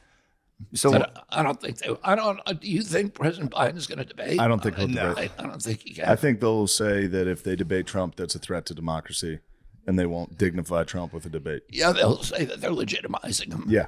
Yeah. Which is weird since he's already been president. He's a criminal though. Yeah, he's going to jail. But so how do you deal with because you get crushed all the time in the media for just I followed it from a long time for they were saying you communicate with your dead ancestors, which every different thing I've seen, if you read it for 2 seconds, it's oh, you're talking about a meditative exercise. That if anyone else said it, it'd be oh, that's actually really nice. So how do you, what are some of the weirdest characterizations or whatever you've had? And how do you deal with that? Well, they've applied everything to me. I mean, anti-Semitic, racist, talks my dead ancestors, anti-vax, anti-science. I mean, we should make a list of them. This week it said I have a brain worm, which was actually true. They got you. That is a tough one. Yeah, that was a tough one. Brainworms, tough. Yeah, that was I think 13 years ago. Oh, really? Yeah, because it was in a deposition when I for my divorce. And I think it was 12 or 13 years ago, and the New York Times went it back and dug up that deposition. Wait, she brought it up in the divorce hearings? I don't know. It was in a deposition. It's a good move by her. For sure. Yeah. This guy's crazy. Fucking brain worm. Yeah. But I forget the context in which it was brought up. But at that time, I was having a lot of brain fog, and I was having trouble with word retrieval. And so a guy who was a buddy of mine, he was actually a guy I was in prison with for the summer of 2001. I was in maximum security prison, and he was my cellmate. He's the head of the biggest labor union in the country, Dennis Rivera. This was when we were put in jail for protesting Vieques, the bombing of Vieques, and I had won. I had been the attorney for the people of Vieques at that time. And we were good friends, and because he was the head of the hospital's union, he had a lot of contacts in the hospital, and I told him that I was having this trouble, and he said, I'm going to get you in for a CAT scan. He got me in for a CAT scan. The CAT scan showed a black dot in my brain, and they said it was a tumor. They said it's got to be a tumor. My uncle had died only a couple of months before from glioblastoma, which is a brain tumor. And my Uncle Teddy, had been on the chairman of the health committee in the United States Senate for 50 years. So we had really good contacts in the medical community. And at that point, because they'd all been involved, the best oncologists and neurologists in the country had been involved in treating him. So they were all on the speed dial and, family phones. So I was able to take these films and send them around to the best doctors in the world, and they all said, yeah, it's a brain tumor. And then I had to get surgery, and I was going to use the same surgeon that Teddy did, which is this guy in North Carolina at Duke. And I was going in to pick up my films on the Monday, and I was scheduled for surgery on the Tuesday, which I was not looking forward to. And there was a young doctor, an Irish doctor, who was sitting in the office where my films were at Columbia Presbyterian. And we struck up a conversation. It was about Ireland and stuff. And he said to me, what are you here for? And I said, I got a brain tumor. And he said, can I look at your films? And I said, yeah. So he put them up on the light board. And he stared at him for a long time. And meanwhile, we'd had literally the best surgeons in the world looking at these. And this is this young kid, and he looks at it, and he said, and then he turns to me and he said, I don't think you've earned surgery. And I was like, tell me more. And he said, there's something about this. I don't think it's a tumor. He said, what you should do is measure it really precisely, and then 6 weeks later, measure it again. If it's a tumor, it'll grow. If it's not a tumor, it's something else. So I went back every 6 weeks for the next 6 months, and it never grew. And then at the end, he said, it's probably this thing called neurocystic sarcosis, which is like a form of a tapeworm that gets in your brain. He said, it's dead. It's not in there, or you'd see it. But apparently it's very common in India, and I had traveled a lot in India, because of my work. It's also common in the hog industry, and I had been suing hog farms for 10 years. Pig suing. So I don't know exactly where I got it, but anyway, What it's dead. what part of your brain was it in? It was on my left side in the front. Okay, so I think Well, that I don't part know. it's not super important for what I know about brains. Front is important, and like the bottom, pretty important. Sides are just like memory and the balance. worm- You don't need that. You don't need that. The worm was, you couldn't remember words. It was eating the words. What was this, a bookworm? No. I don't actually think the worm was causing me I any sat on problem. that for 5 minutes. Pause. So that was the theory, though. I don't think it was. Because at the same time, I found out that I had huge mercury levels. So I had 10 times the amount of mercury that EPA considers safe. When I chelated out the mercury, all my cognitive issues were resolved. And so I don't even think that the brainworm, I don't know what the brainworm did. You know, I mean, a doctor told me at one point, he said, you could lose 10 IQ points and you'll never know it. True. He said, even people around you won't really notice it. So I don't know, you know, do you think you're as smart today as you were when you were a kid? I don't know. I can't tell. I think I'm smarter, but I might. You've gotten smarter. I got Audible. Audible helped me a lot. I was pretty dumb. Now I've gotten significantly Yeah, dumber. Audible is good. Audible is good. You think you've gotten smarter? No, I've gotten dumber. Yeah. Yeah, Is that from the drinking? And Yeah, probably alcohol, lack of sleep for a long time. Stress. That'll do it. Stress. It's incredible. Well, stress. I know this, that my kids seem a lot smarter than I was, and they think they're smarter than I was. So, Yeah, they have the leg up though. They have the benefit of how smart you are. Then you raise them with your level of smartness, so they get more smartness. I went to school for psychology for a year. Well, here's a question. This always kind of cracks me up, but because I'm like been fascinated with like how you're portrayed and all this stuff. And the thing that really kind of cracks me up is when people are like, oh, like you're coming on these positions, you're grifting, you're trying to get supporters. But then the things they're hitting you for are like, again, vaccines, wildlife preservation. It's like if you were truly grifting, I feel like you would just be like, we got to fund Ukraine. We need more vaccines. Like you could rise to the top of the Democratic Party tomorrow, I guess, if you were like, I love Ukraine. We got to fund the war. We got to do this. We got to do that. And then you get accused of like when I took my position on Ukraine, which was the beginning of the campaign, it was 86% of Americans supported the war in Ukraine. So it was not like a proper position. Yeah. People recently started saying this about me because my official position changed on the abortion issue. And so they said, well, he flip-flopped on that. But, I don't think anybody really seriously accused me of being a flip-flopper for the reason that you say, that I've taken very, very unpopular positions and stuck with them. And what I say is, there's no way that you can change my mind by calling me names or by criticizing me or by marginalizing or vilifying me. You can always change my mind with facts. If you tell me I'm wrong about it, show me that I'm wrong about something, about one of my presumptions, I'm going to change my mind. And that's what happened with the abortion thing. So, my position on abortion was that it should always be a woman's choice, right up to the very end. And my assumption was that any abortion that occurs during that, ninth month, you're basically killing a child, right? Mm-hmm. My presumption was that no woman's going to deliberately carry a child for 9 months and then 2 days before it's born abort it. Who would do that? Mm. So it could only be in instances where the mother's life was at stake, or there was some other, overwhelming medical issue involved.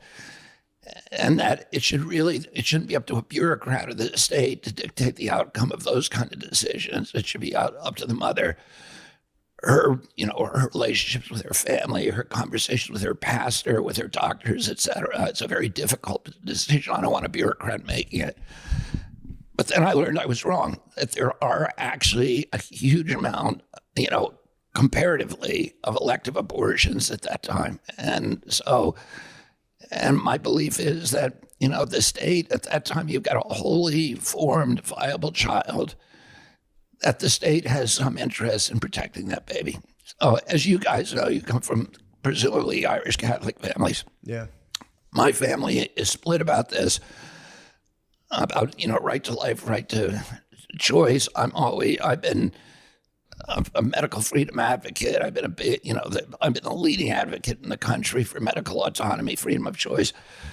So I think the woman should always choose, but in this case, if it's a fully formed baby, that the state does have some interest in protecting that life. Yeah, but that's kind of, for me, that's kind of your charm. Where you'll like wade into these very murky waters where most times it's just like a one word answer, like I'm for blah blah blah, and it's just like you're like kind of actually going into it being like, well, I support medical autonomy, and they're like, what about a late term abortion? And you're like, all right, you son of a bitch. Yeah, fine. And they're just like, you blah, blah, blah. So then they just run it. They run the story as like you love to kill babies. That's like kind of the angle they're going on it. And it's like if you look at it for 5 seconds, you say like every abortion is a tragedy, but I still want every woman to make the decision, not a bureaucracy. And it's like for me, it drives me nuts to watch that. It's like, damn, this is deciding the future and the policy. It's literally like it's a form of lying to be like, this is what this guy thinks, and you watch it and you're like, that's if you watched it just 2 minutes before that, it's not that at all. But and then to say like, well, I saw it, and it's like, fuck, man, I was wrong. I don't like that.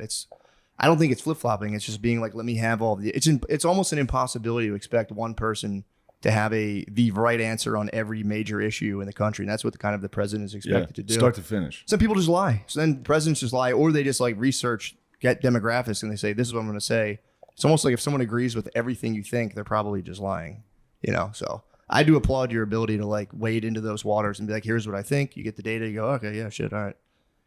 I'll think about that, differently. So I don't think it's flip flopping. It's like actually thinking issues through rather than having a team of people be like, say this about that, get the vote, and then business as usual. So I just wanted to commend you. That's all. Give some positive vibes. Oh, it's interesting living in that space where where I'm getting incoming from both sides, and just and tremendous anger, and from people, and particularly from people that I knew that I was allied with for many years, and then how to deal with to internalize that that kind of criticism. It's easy to deal with it from the outside because it's kind of formulaic about how do I counter this. But it's been interesting, and actually it's been an important experience for me to be in a world where I'm very isolated and where nobody believes you, and to be able to find my own resources and say it's not important what people think of me. It's not my business what other people think of me. My job is to do what I believe is right, and then leave the outcome in God's hands, and to try to be peaceful throughout that. It's pretty difficult. So how do you do that? I had an experience. I could use that myself. I had this experience when when I first got sober. I went to a rehab for a while, and my wife came to visit me on January 17th, which is my birthday. And after you get a visitor, they test your urine. And I got a urine test, and it came back positive for alcohol, and not just a little alcohol, but like me walking drunk, like Gardini Instagram Live. Yeah, exactly. What happened? And then, so they shut down. Good time, dude. Chill. The golden shower. They shut down the unit. So nobody could go out. Nobody could have visitors. They couldn't go to the gym. And then they sit in a circle and try to get me to admit that I had drank, but I hadn't drank.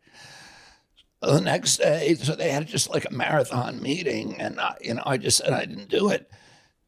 The next day, they tested me again. I came back positive again.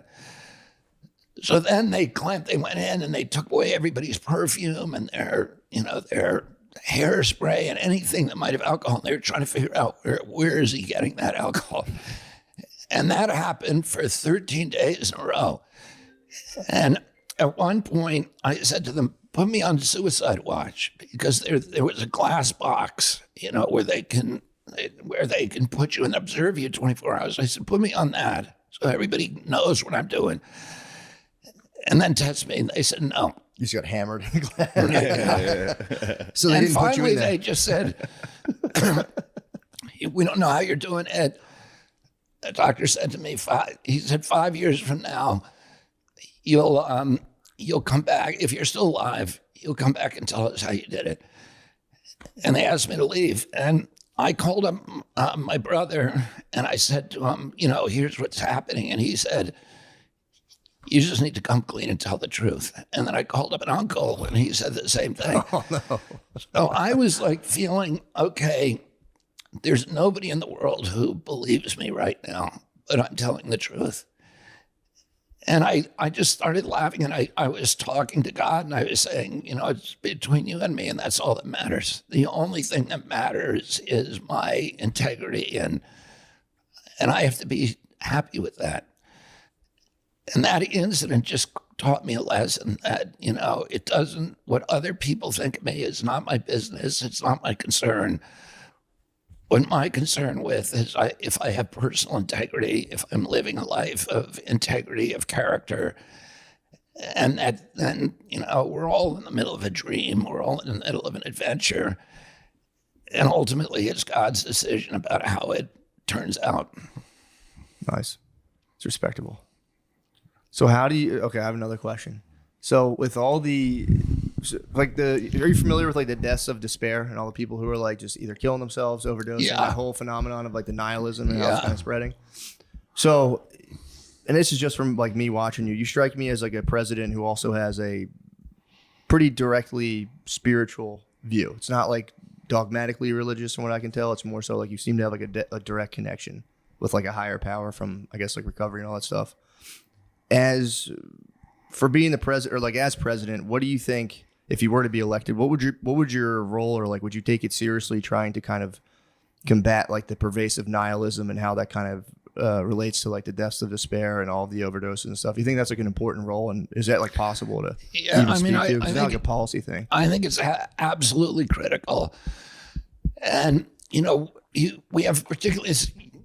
This younger generation of kids, Generation X and millennials, who feel completely disconnected. They're disconnected from any kind of hope for their own lives because they're not going to live the way that our generation lived. They know that. They can't afford a house. The central fulcrum of the American dream for my generation was that if you worked hard, if you played by the rules, you're going to be able to finance a home. You're going to be able to raise a family. You're going to take a summer vacation, and you're going to put something aside for your retirement, all with one job.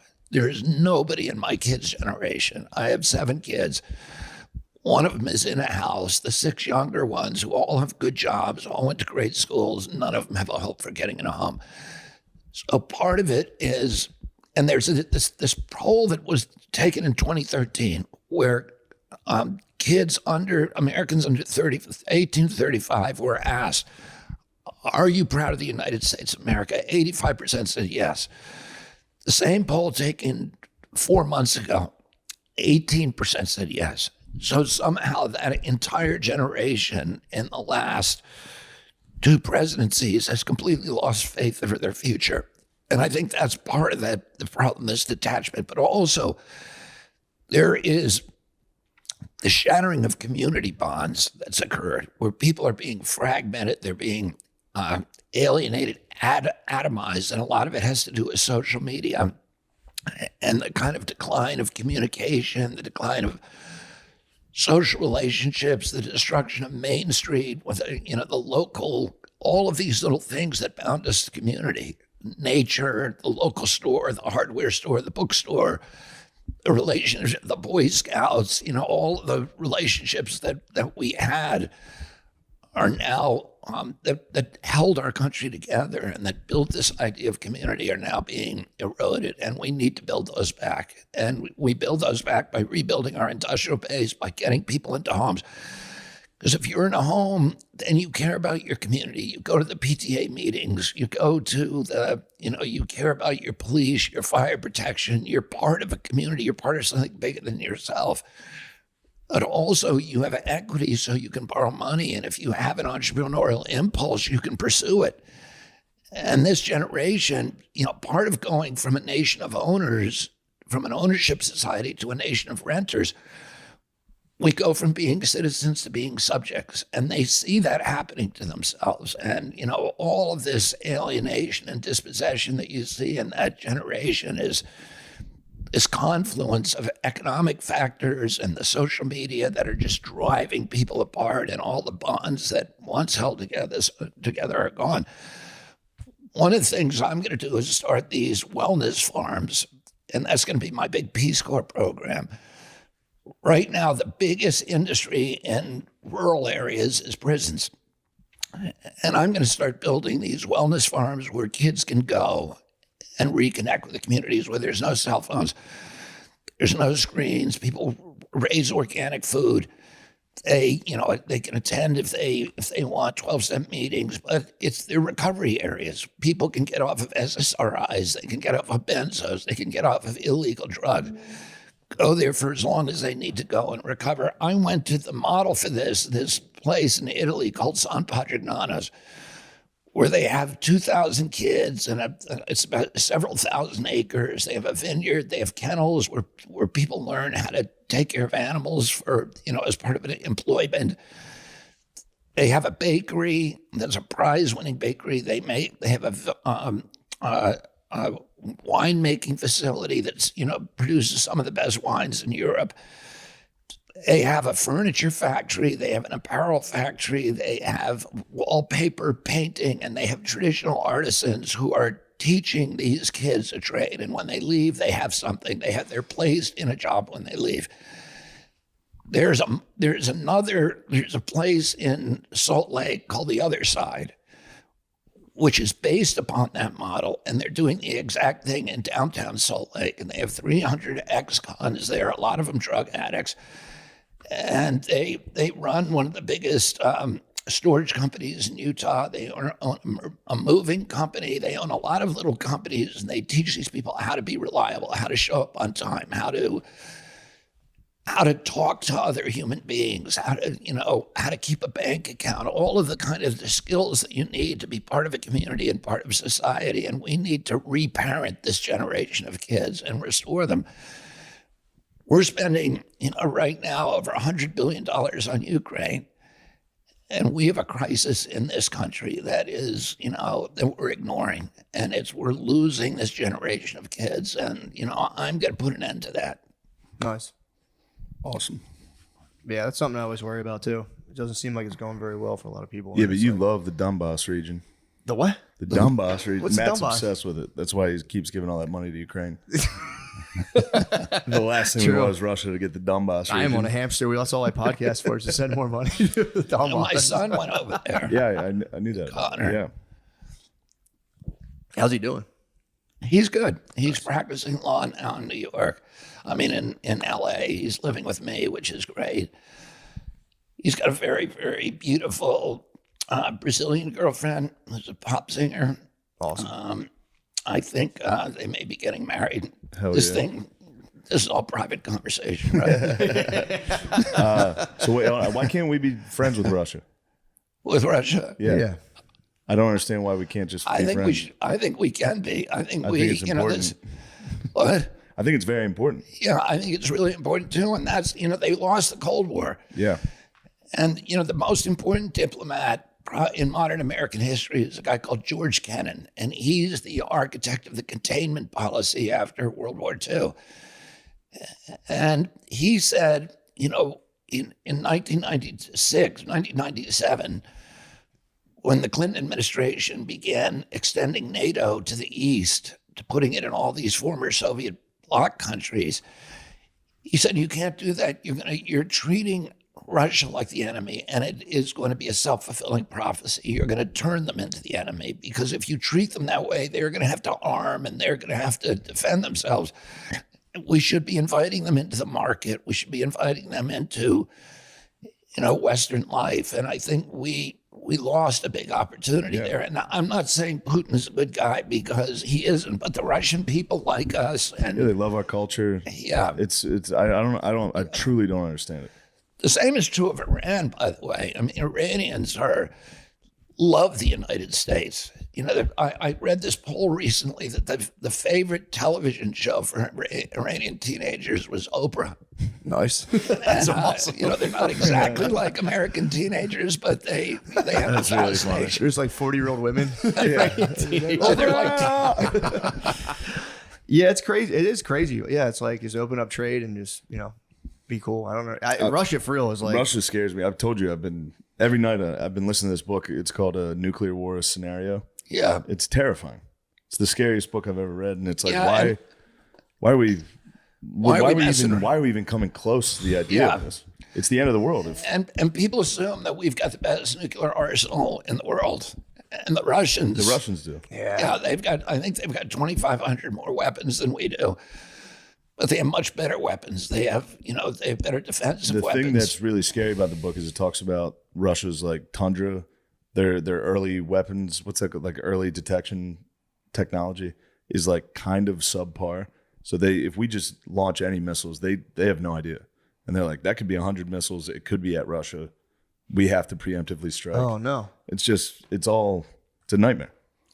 And I don't know. But they got the best nukes. And They have the most, yeah.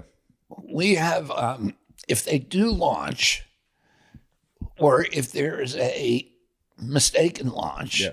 Oh, Jesus. This one, Amaryllis, who's my daughter-in-law who runs my campaign, she was a CIA agent for many years. But she says, if that's at 3:00 in the morning and President Biden, they wake him up and he has 7 minutes to make the call. Oh, God. And he's got. That's all I've been thinking about the whole book. For real. He's got 6 guys pushing him through a tunnel at full speed. And he has to make. During that period, while he's still running through the tunnel, he has to make the call: do you fire back or not? Do you end the entire world or not? Yeah. It's That's terrible. It's so scary, dude. The book's so scary. I didn't even think about accidents. Yeah, I mean, it happened once. It happened in the Soviet Union. I think it's like in the 80s. This Russian guy, the Soviet guy, saw it was a radar malfunction, and he was like, America launched. And I guess it was only 10 missiles. And he was like, it would be more than that if they really wanted to do it. I'm not going to tell anyone.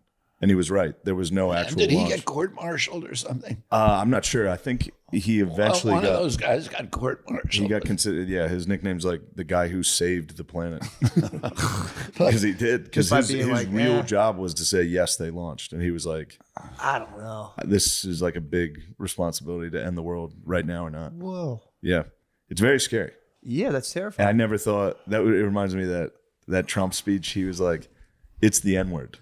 You ever see that? Yeah. It's one of the funniest speeches. What is it? He's doing a rally and he's like, I guess Trump he came to the conclusion that it's very serious to even discuss nuclear weapons. And he's giving a rally and he's like, there's a new N-word. And everyone's like, Jesus Come on, man. Christ, Come dude. on. And he's like, no, not the other one. It's like, God damn it, dude. I don't know. I think it was 2 years ago. Your producer will probably be on top of this. He's looking at girls on Instagram. Where Hawaii Yeah. got I that remember notice. that. Yeah. Oh, yeah. I remember that there had been a launch, that there was incoming, and everybody should run into their bomb shelters, Yeah. which Which will do nothing. Yeah. God damn. Yeah, that's kind of terrifying. But now, too, if we're friends with Russia, they might be like, you just like me because of my nukes. True. is what They might just be like, you just like me because of my nukes. Russia might just be kind of like, It is true, though. You don't even we really have to like like me. them. If they didn't have nukes, we wouldn't have to like them. But it's important we like them. Yeah, that's what I worry about. I worry about the organization of the world at like the That's- highest of levels. It seems kind of terrifying. That's what I hated about like when Trump went to North Korea and was becoming close with Putin and all that. It's like, don't try to divide. Like, that's good. I don't care. That's good. That's better than them having animosity towards He should us. be a permanent diplomat to totalitarian. Apparently people like him. Yeah, he's great at it. If elected, will you send him to North Korea? yeah. Yeah. He needs to be. idea. Yeah. He needs to be friends over there. Send him and Rodman. True. Ever experienced the agony of harsh smoke, throat burning, or coughing attacks when smoking cannabis? The struggle is real, but the solution is chili. That's right. I'm talking about the smoothest way to light up, and that's with Freeze Pipe. Freeze Pipe makes a unique line of freezable pipes, bubblers, and bongs that are 80% colder than using ice cubes to chill smoke. The magic is in freezable glycerin chambers that come on every piece. Simply pop the chamber in the freezer. What? I read it every week. Don't laugh. I'm sorry. We're in the middle of a presidential Simply interview. pop the chamber in the freezer for 1 hour, and the smoke passes through. It's instantly chilled by over 300 degrees, so every puff arrives ice cold and cough free. That's nice. It does, dude. They work. That's all I can say. I've done it. They're fantastic. American owned and with over 100,000 happy customers, Freeze Pipe uses the thickest glass and market-leading glycerin chambers for a smoother experience you have to feel to believe. Ditch harsh smoke forever by visiting thefreezepipe.com. Use code DRENCHED for 10% off your order. That's thefreezepipe.com and code DRENCHED for 10% off. Shop today for free shipping and smoke like royalty without paying a king's ransom.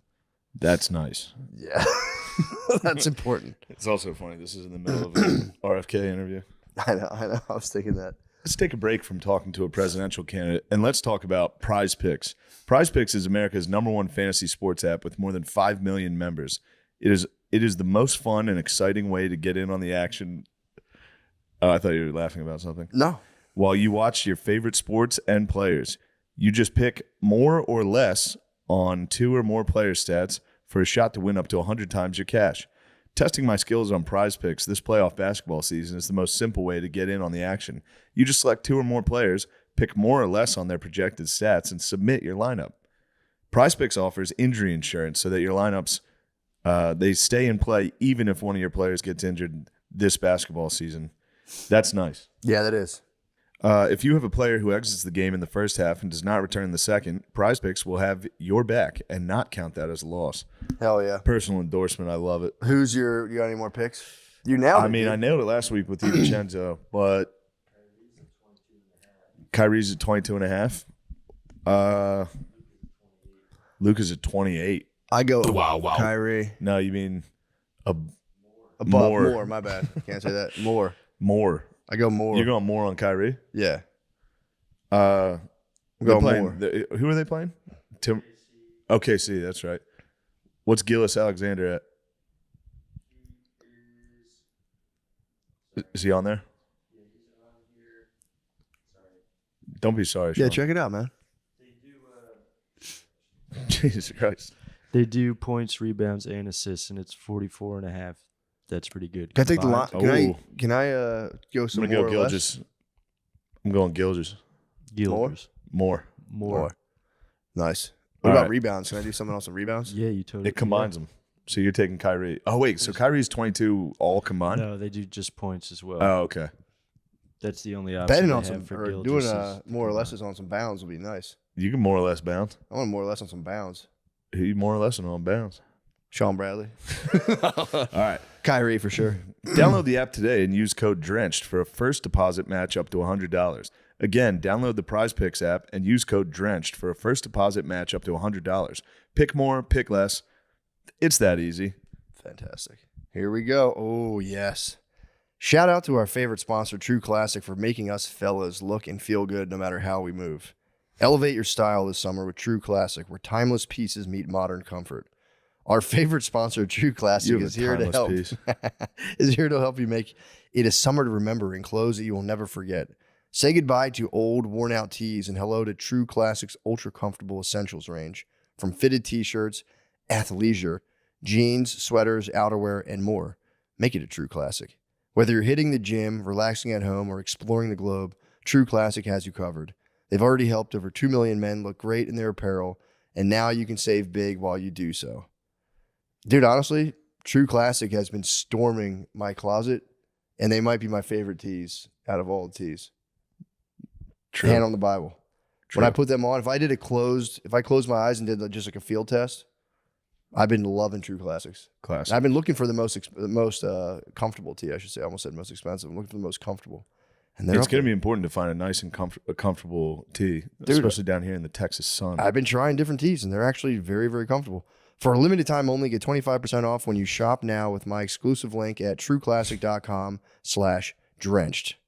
Designed to accentuate your best features, True Classic shirts are tailored for a perfect fit, snug in the arms and chest, with just the right amount of room in the midsection.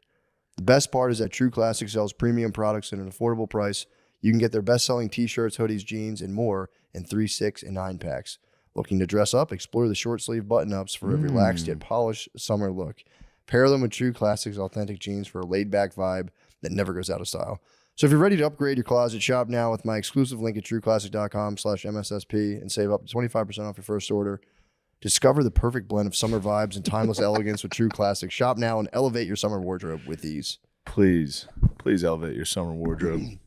Also, I'll be in Indianapolis this weekend. Please come to Indianapolis. And then the Comedy Works, Denver. I'll be in Denver as well. Come to Denver and then go to mattmccusker.com for other places I'll be at doing stand-up. Please. Yeah, ShaneMGillis.com for shows. And also May 23rd tires. You. Thank you. That's got to be crazy too, because you don't really have like a broadcast home where like Trump was getting kind of defended by Fox for a while, then like MSNBC would slam him, and Biden, they would, MSNBC would defend Biden. You get attacked from pretty much every major news organization, which is crazy. Yeah, I mean, there's a couple of these new networks like News Nation that give me a platform. The Hill, The Hill, they like me, but then they turned on me on Gaza. Oh yeah. But I like watching them. I think that they're trying to play it straight. That they don't have an ideology really. But Can I ask, what was it that they turned on you for Gaza? well, the woman who's on that show, Brianna, who was I think she was Bernie's press secretary, and she feels like she accepts the narrative that Israel. My understanding is that Israel has no legitimacy in the region, and that it doesn't have a right to defend itself, and that the war is in Gaza is sort of a war of aggression by Israel, and that they should be out. Right. Yeah, you caught a lot of heat about the Israel stuff. Again, which goes to the, if you wanted to just read the room and just do the talking points, you could just be like, bam, bam, bam, and get out and be the man. That's a tough one. There's no real talking points on Israel. Yeah, but if you were younger voters, it's two clashing narratives, but yeah, the younger voters, the people of the anti-war movement, the left wing of the Democratic Party that was kind of starting to lean toward me, a lot of those people are believe that they're helping Palestine by supporting Hamas, which I don't think is a good way to look at it. I think you have to separate Hamas from Palestinians. I consider myself extremely pro-Palestinian, and I think leaving Gaza in the hands of Hamas is a non-starter. It means that nobody can really rebuild Gaza. It means that Hamas continues operating their kleptocracy there, and training the kids to hate, to kill, to invade Israel. I don't see that it's there's been 5 ceasefires, and every one of them Hamas has used to rearm, to regroup, to hoist the banner, and to attack again. And Hamas says that's what we're going to do. We're going to do October 7th, October 7th, October 7th until Israel's gone. Oh, they don't want any territorial concessions. There's nothing you can negotiate. In fact, in their charter, they have a number of provisions that say even negotiating with Israel is a violation of Islamic law. So I don't see how you sit down and how you just stop fighting if they've declared war. They've since 2006, they've shot an average of 2,000 missiles a year at Israel. This war has been going on for 21 years. It really started in 2001. And I don't see, that you just stop fighting. I don't understand it. I heard a rumor that Netanyahu funded Hamas. You ever hear that rumor? Israel did not create Hamas. Yeah. Hamas created itself, but Netanyahu has approved the funding of Hamas through Qatar, at least $1.5 billion and probably closer to $5 billion. And you don't have to speculate about his motives. Part of his motives was to keep peace. And this is what he'll say. We were buying them off to try to stop them from attacking us. But he also said very clearly at one point that it's better to support Hamas because as long as Hamas exists, they can't, the Gazan Palestinians won't make common cause with the West Bank, which is, because the Palestinian Authority, which runs the West Bank, is antagonistic to Hamas. And to keep them apart assures that there won't be a two-state solution. So I think Netanyahu was, part of his motive was to sabotage a two-state solution. And people say, okay, well, that was what he was doing, and therefore we should condemn all of Israel. But, he's one guy. Yeah. And, when George Bush and Dick Cheney were running this country, they did some pretty sketchy stuff, including invade a country that did nothing to us. Yeah. And destroy it. And yet, we don't all hate America and say that we have no right to exist. Fair point. That's a pretty fair point. Yeah, it's one of those things. I always try to read about it, and no matter what I read, it's like swayed one way or the other deeply, and you're like, they get me all the time. But I know a lot of the independent younger YouTubers are pro-Palestine. But yeah. The Dave Smith had a good one. Our friend Dave Smith, he's a libertarian Jewish man. Oh, I know he Dave was on Smith. show, I debated him. that's right. I did our debate with him on Palestine. He had a good tweet about it the other day about how the media now, like the media allowed, like the BLM, the protests that they got pretty wild. They were all supporting that, but the second college students almost entirely peacefully protesting Israel, they are condemning across the board almost. And he was like, the reason is simple is because the BLM protests made Trump look bad. The Palestine-Israel conflict makes Biden look bad. And that's why the media is clearly, I don't know, I thought that was interesting. I don't think I have a question there, but. No, it was a good point. Yeah. Yeah, I mean, Right? I think. Yeah, no, Did I read the articulate same that, or thing. am I liked it foolish? too. Yeah. No, I liked it too. And it is true. It is kind of nuts. What do you think of that? I mean, Because- I think people should be able to peacefully protest. And, that's part of the right of being an American. So, when, at some point, as though those protests become across the line, if you block students from going to class, if you block Jewish students from going to class, if you're occupying buildings, if you're trespassing, the university has a right to, to discipline you. The rights are very different if you're on a state school campus, because the state really should not be censoring anybody on the First Amendment. But if you're in a private school campus and you have community guidelines that protect, for example, non-white students, the same protection should be given to Jewish students. Yeah, it sucks because the thing they do that I don't like with the Israel debates, if you're like, I don't like what Israel's doing in this case, or like you're anti-Semitic, you hate the Jews, and it's like, dude, I truly don't. But that's the one trap I think they fall into, where it's like, you must hate Jewish people, and it's like, no, dude, I just think that one particular instance is kind of bad. So yeah, it's tough. I feel like Israel is a democracy. It's the only democracy in the Mideast, and that part of the duty of living in a democracy is that you criticize your own government, and that we all have I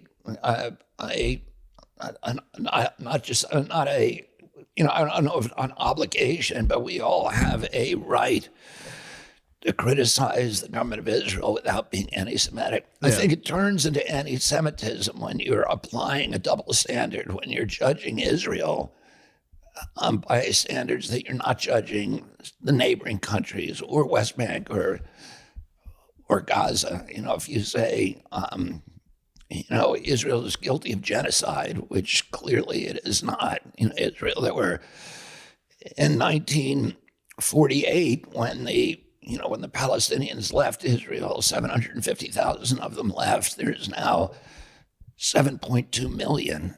So it's the opposite of genocide. And if you look at the surrounding countries during that war, those countries expelled their Jewish populations.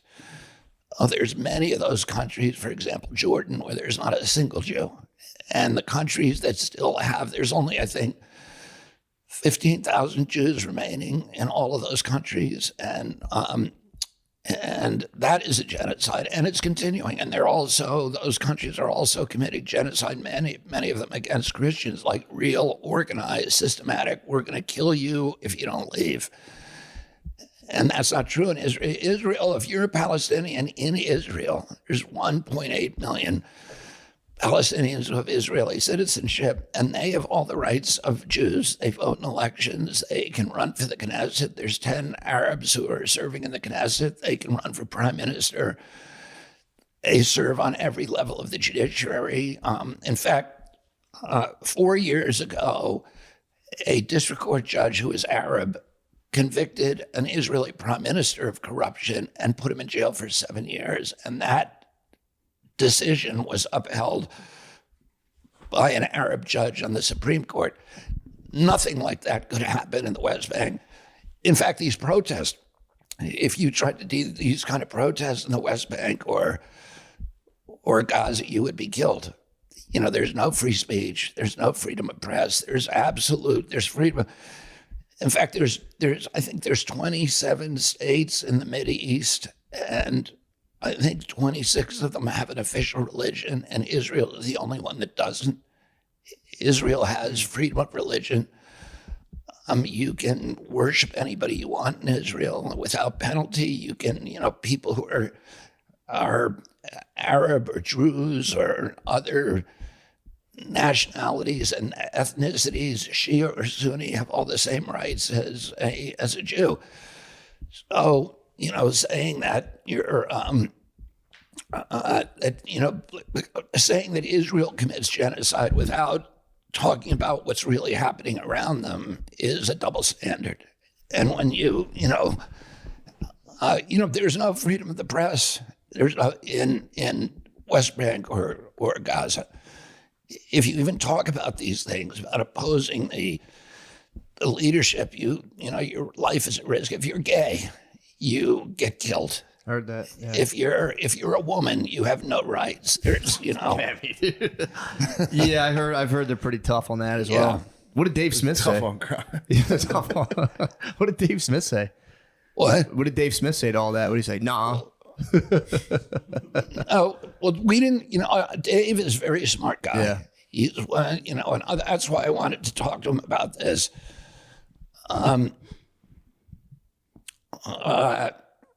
Because, I wanted to talk to them. I think he's probably the smartest guy out there on that, from that point of view. Oh, he avoided a lot of these. Our conversation avoided a lot of those issues. And I think it was much narrower conversation, I think.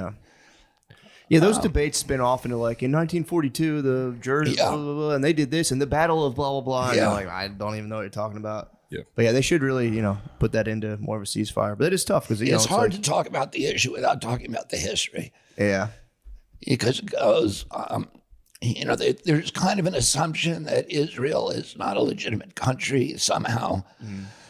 And that all of those countries were created by the British and the French after World War I when they cut up the Ottoman Empire. And Woodrow Wilson had said to them, I will only participate in this war if the people who are living in those countries get to govern those countries. So Britain was given the leadership over the administration of the Palestinian Mandate, which was Palestine, which was one of the bigger chunks of the Ottoman Empire. And Britain made a decision. They actually went and interviewed people, and they interviewed the Jews and the Arab. There was a Jewish population and an Arab population, and the Jews are always been a second-class race. They were called dhimmis since Muhammad conquest. And the Muslim leader, whose name was Mufti al-Husani, said, if this is all our land, there's nothing here for the Jews, and we don't even want a state even a mile wide for Jews. And any Jew that stays here will have second-class citizenship. So the British said the Jews had helped the British in World War I and World War II, and the Arabs had been against them.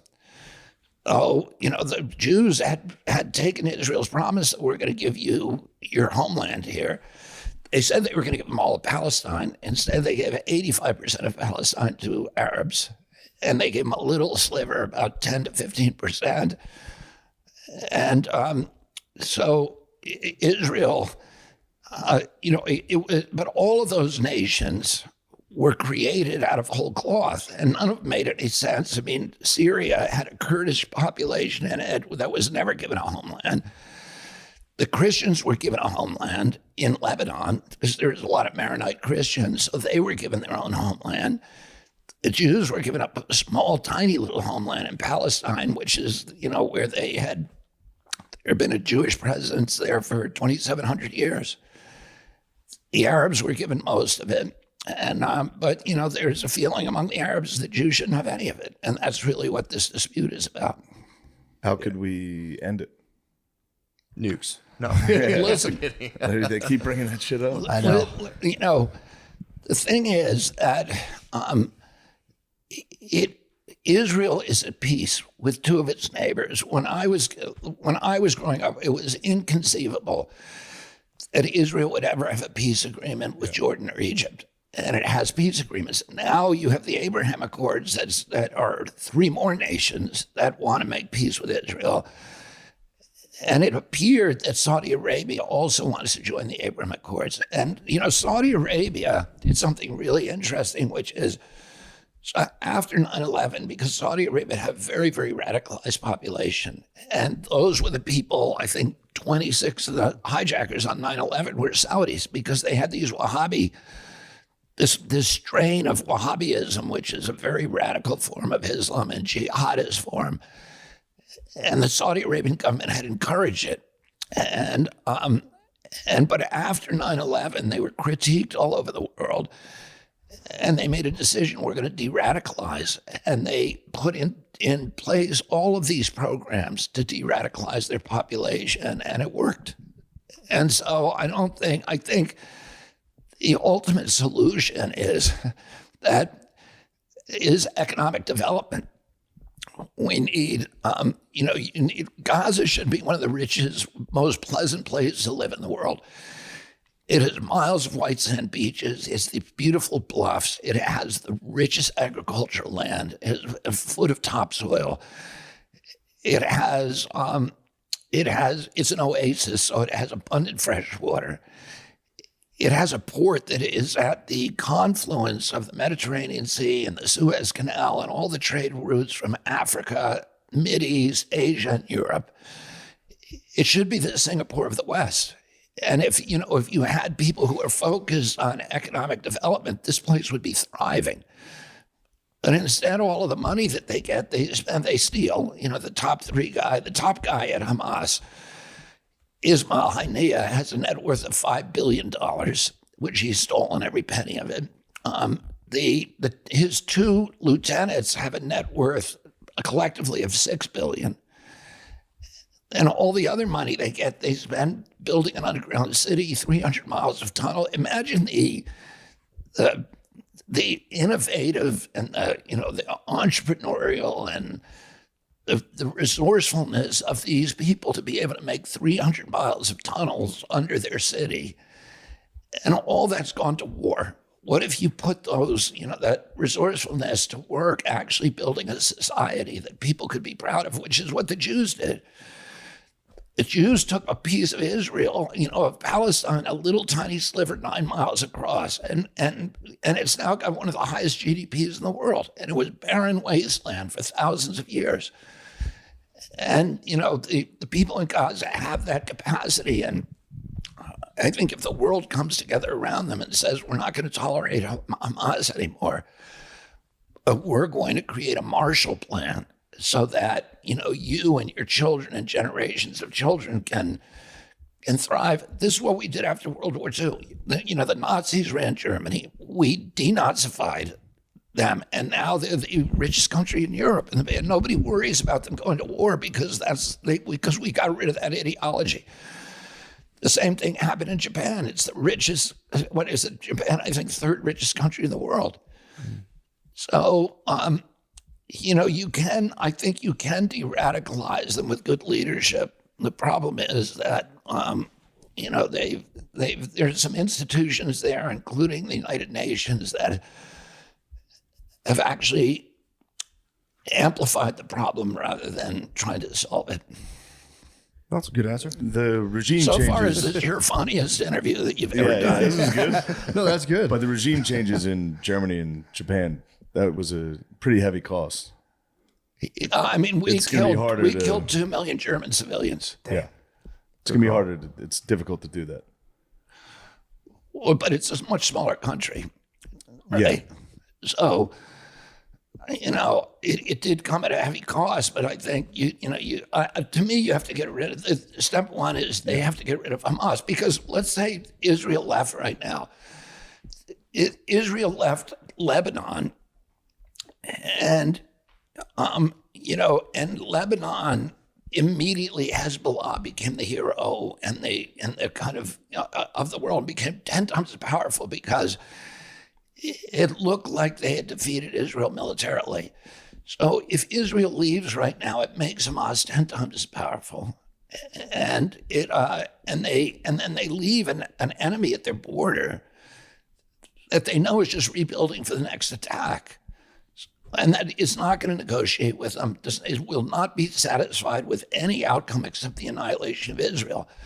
So I think you have to get rid of that ideology. And at the end of World War II, Roosevelt and Churchill met at Casablanca to decide what was going to happen. This was after the Normandy invasion.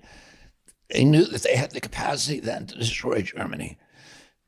And Churchill said, we should not do an unconditional surrender, because if we do that, then every German is going to fight to the death. And Roosevelt said, if we don't do unconditional surrender and we don't denazify Germany, they're going to come back in 10 years and do it again. As soon as they get another generation, they're going to come back. You got to denazify them.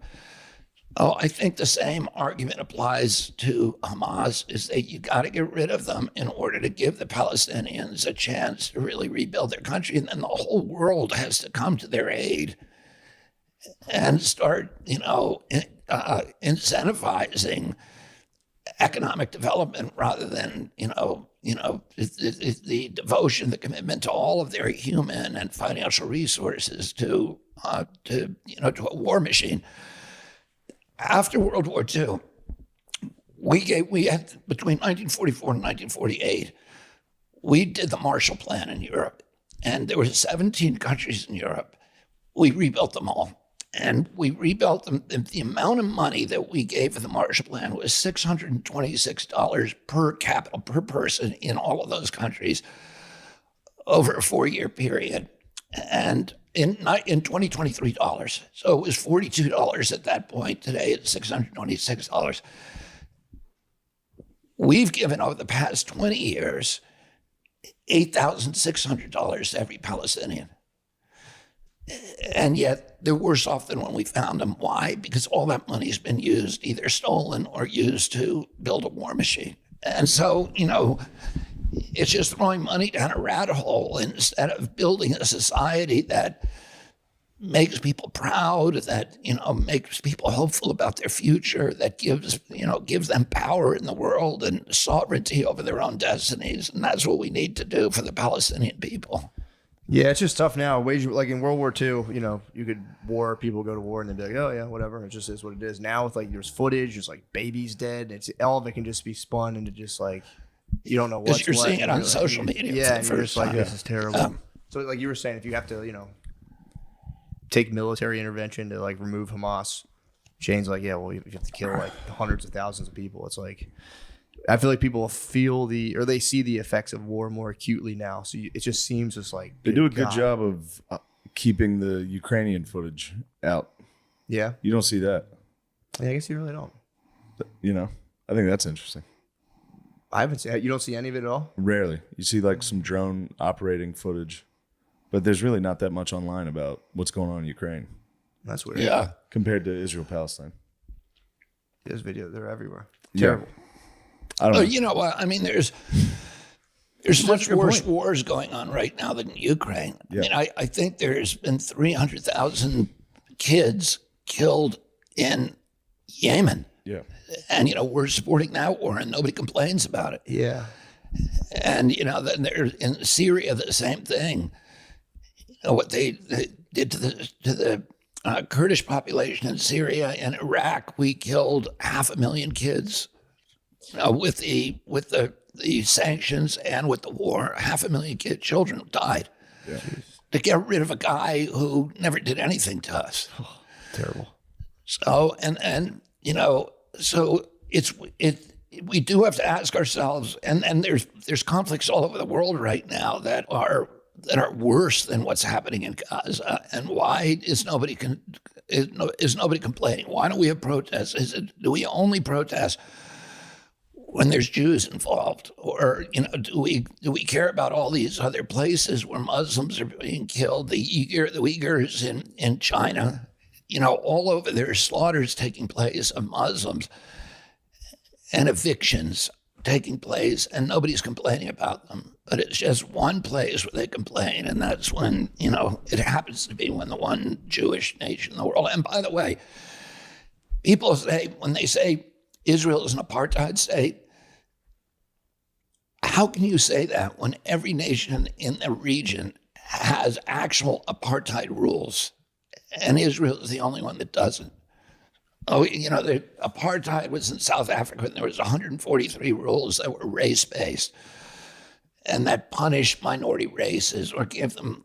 And Gaza has that. In the West Bank, it's the death penalty for selling property to a Jew. In Jordan, it's the death penalty for selling property to a Jew. Why aren't people complaining about the apartheid state in Jordan? Or, they set the bar pretty low over in the Middle East. They set the bar pretty low in the Middle East. And that's what really I mean by a double standard. Yeah, it's bad. There's a famous story about the guy who is the president of Harvard. I think his name Richard Lowell in the 1920s, and he was trying to get. Harvard was the first Ivy League school that let Jews in. And he was trying to get rid of all the Jews at Harvard. So he made the applications by Jews much, much more rigorous than the application process for other people. And he was asked, why are you doing that? And he said, because Jews cheat. And people would say to him, well, other people cheat too. And he'd say, you're trying to change the subject. I'm talking about the Jews. So this is the president of Harvard. That is the kind of level of conversation that you have when you say, well, Jordan kills people executes people for selling land to Jews. Stop talking about Jordan. I want to talk about Israel. Yeah, that's a fair point. Because everyone, it's taken for granted. Like, oh yeah, they throw people off roofs and stuff. Like we all know that. Obviously. Also, thankfully, Harvard has since changed their racial acceptance policy. Yeah, true. They use it against Chinese people. Real quick one. What's going on in Haiti? Are we going to help Haiti ever figure out what's going on down there? I mean, every time we've intervened in Haiti, it's made Haiti worse off. It's the poorest country in the hemisphere, and it's in total chaos right now. I'll tell you an interesting story about Haiti. And Haiti was it was the pearl of the Caribbean. It was the richest colony that France owned, and during the Revolutionary War, France came over, sent armies over, and helped us win the revolution. They had a couple of battalions that were all black from Haiti that came over here and fought. And those guys saw what was happening in America, and they said, we can do the same thing. So they went back to Haiti, and they started a revolution against the French.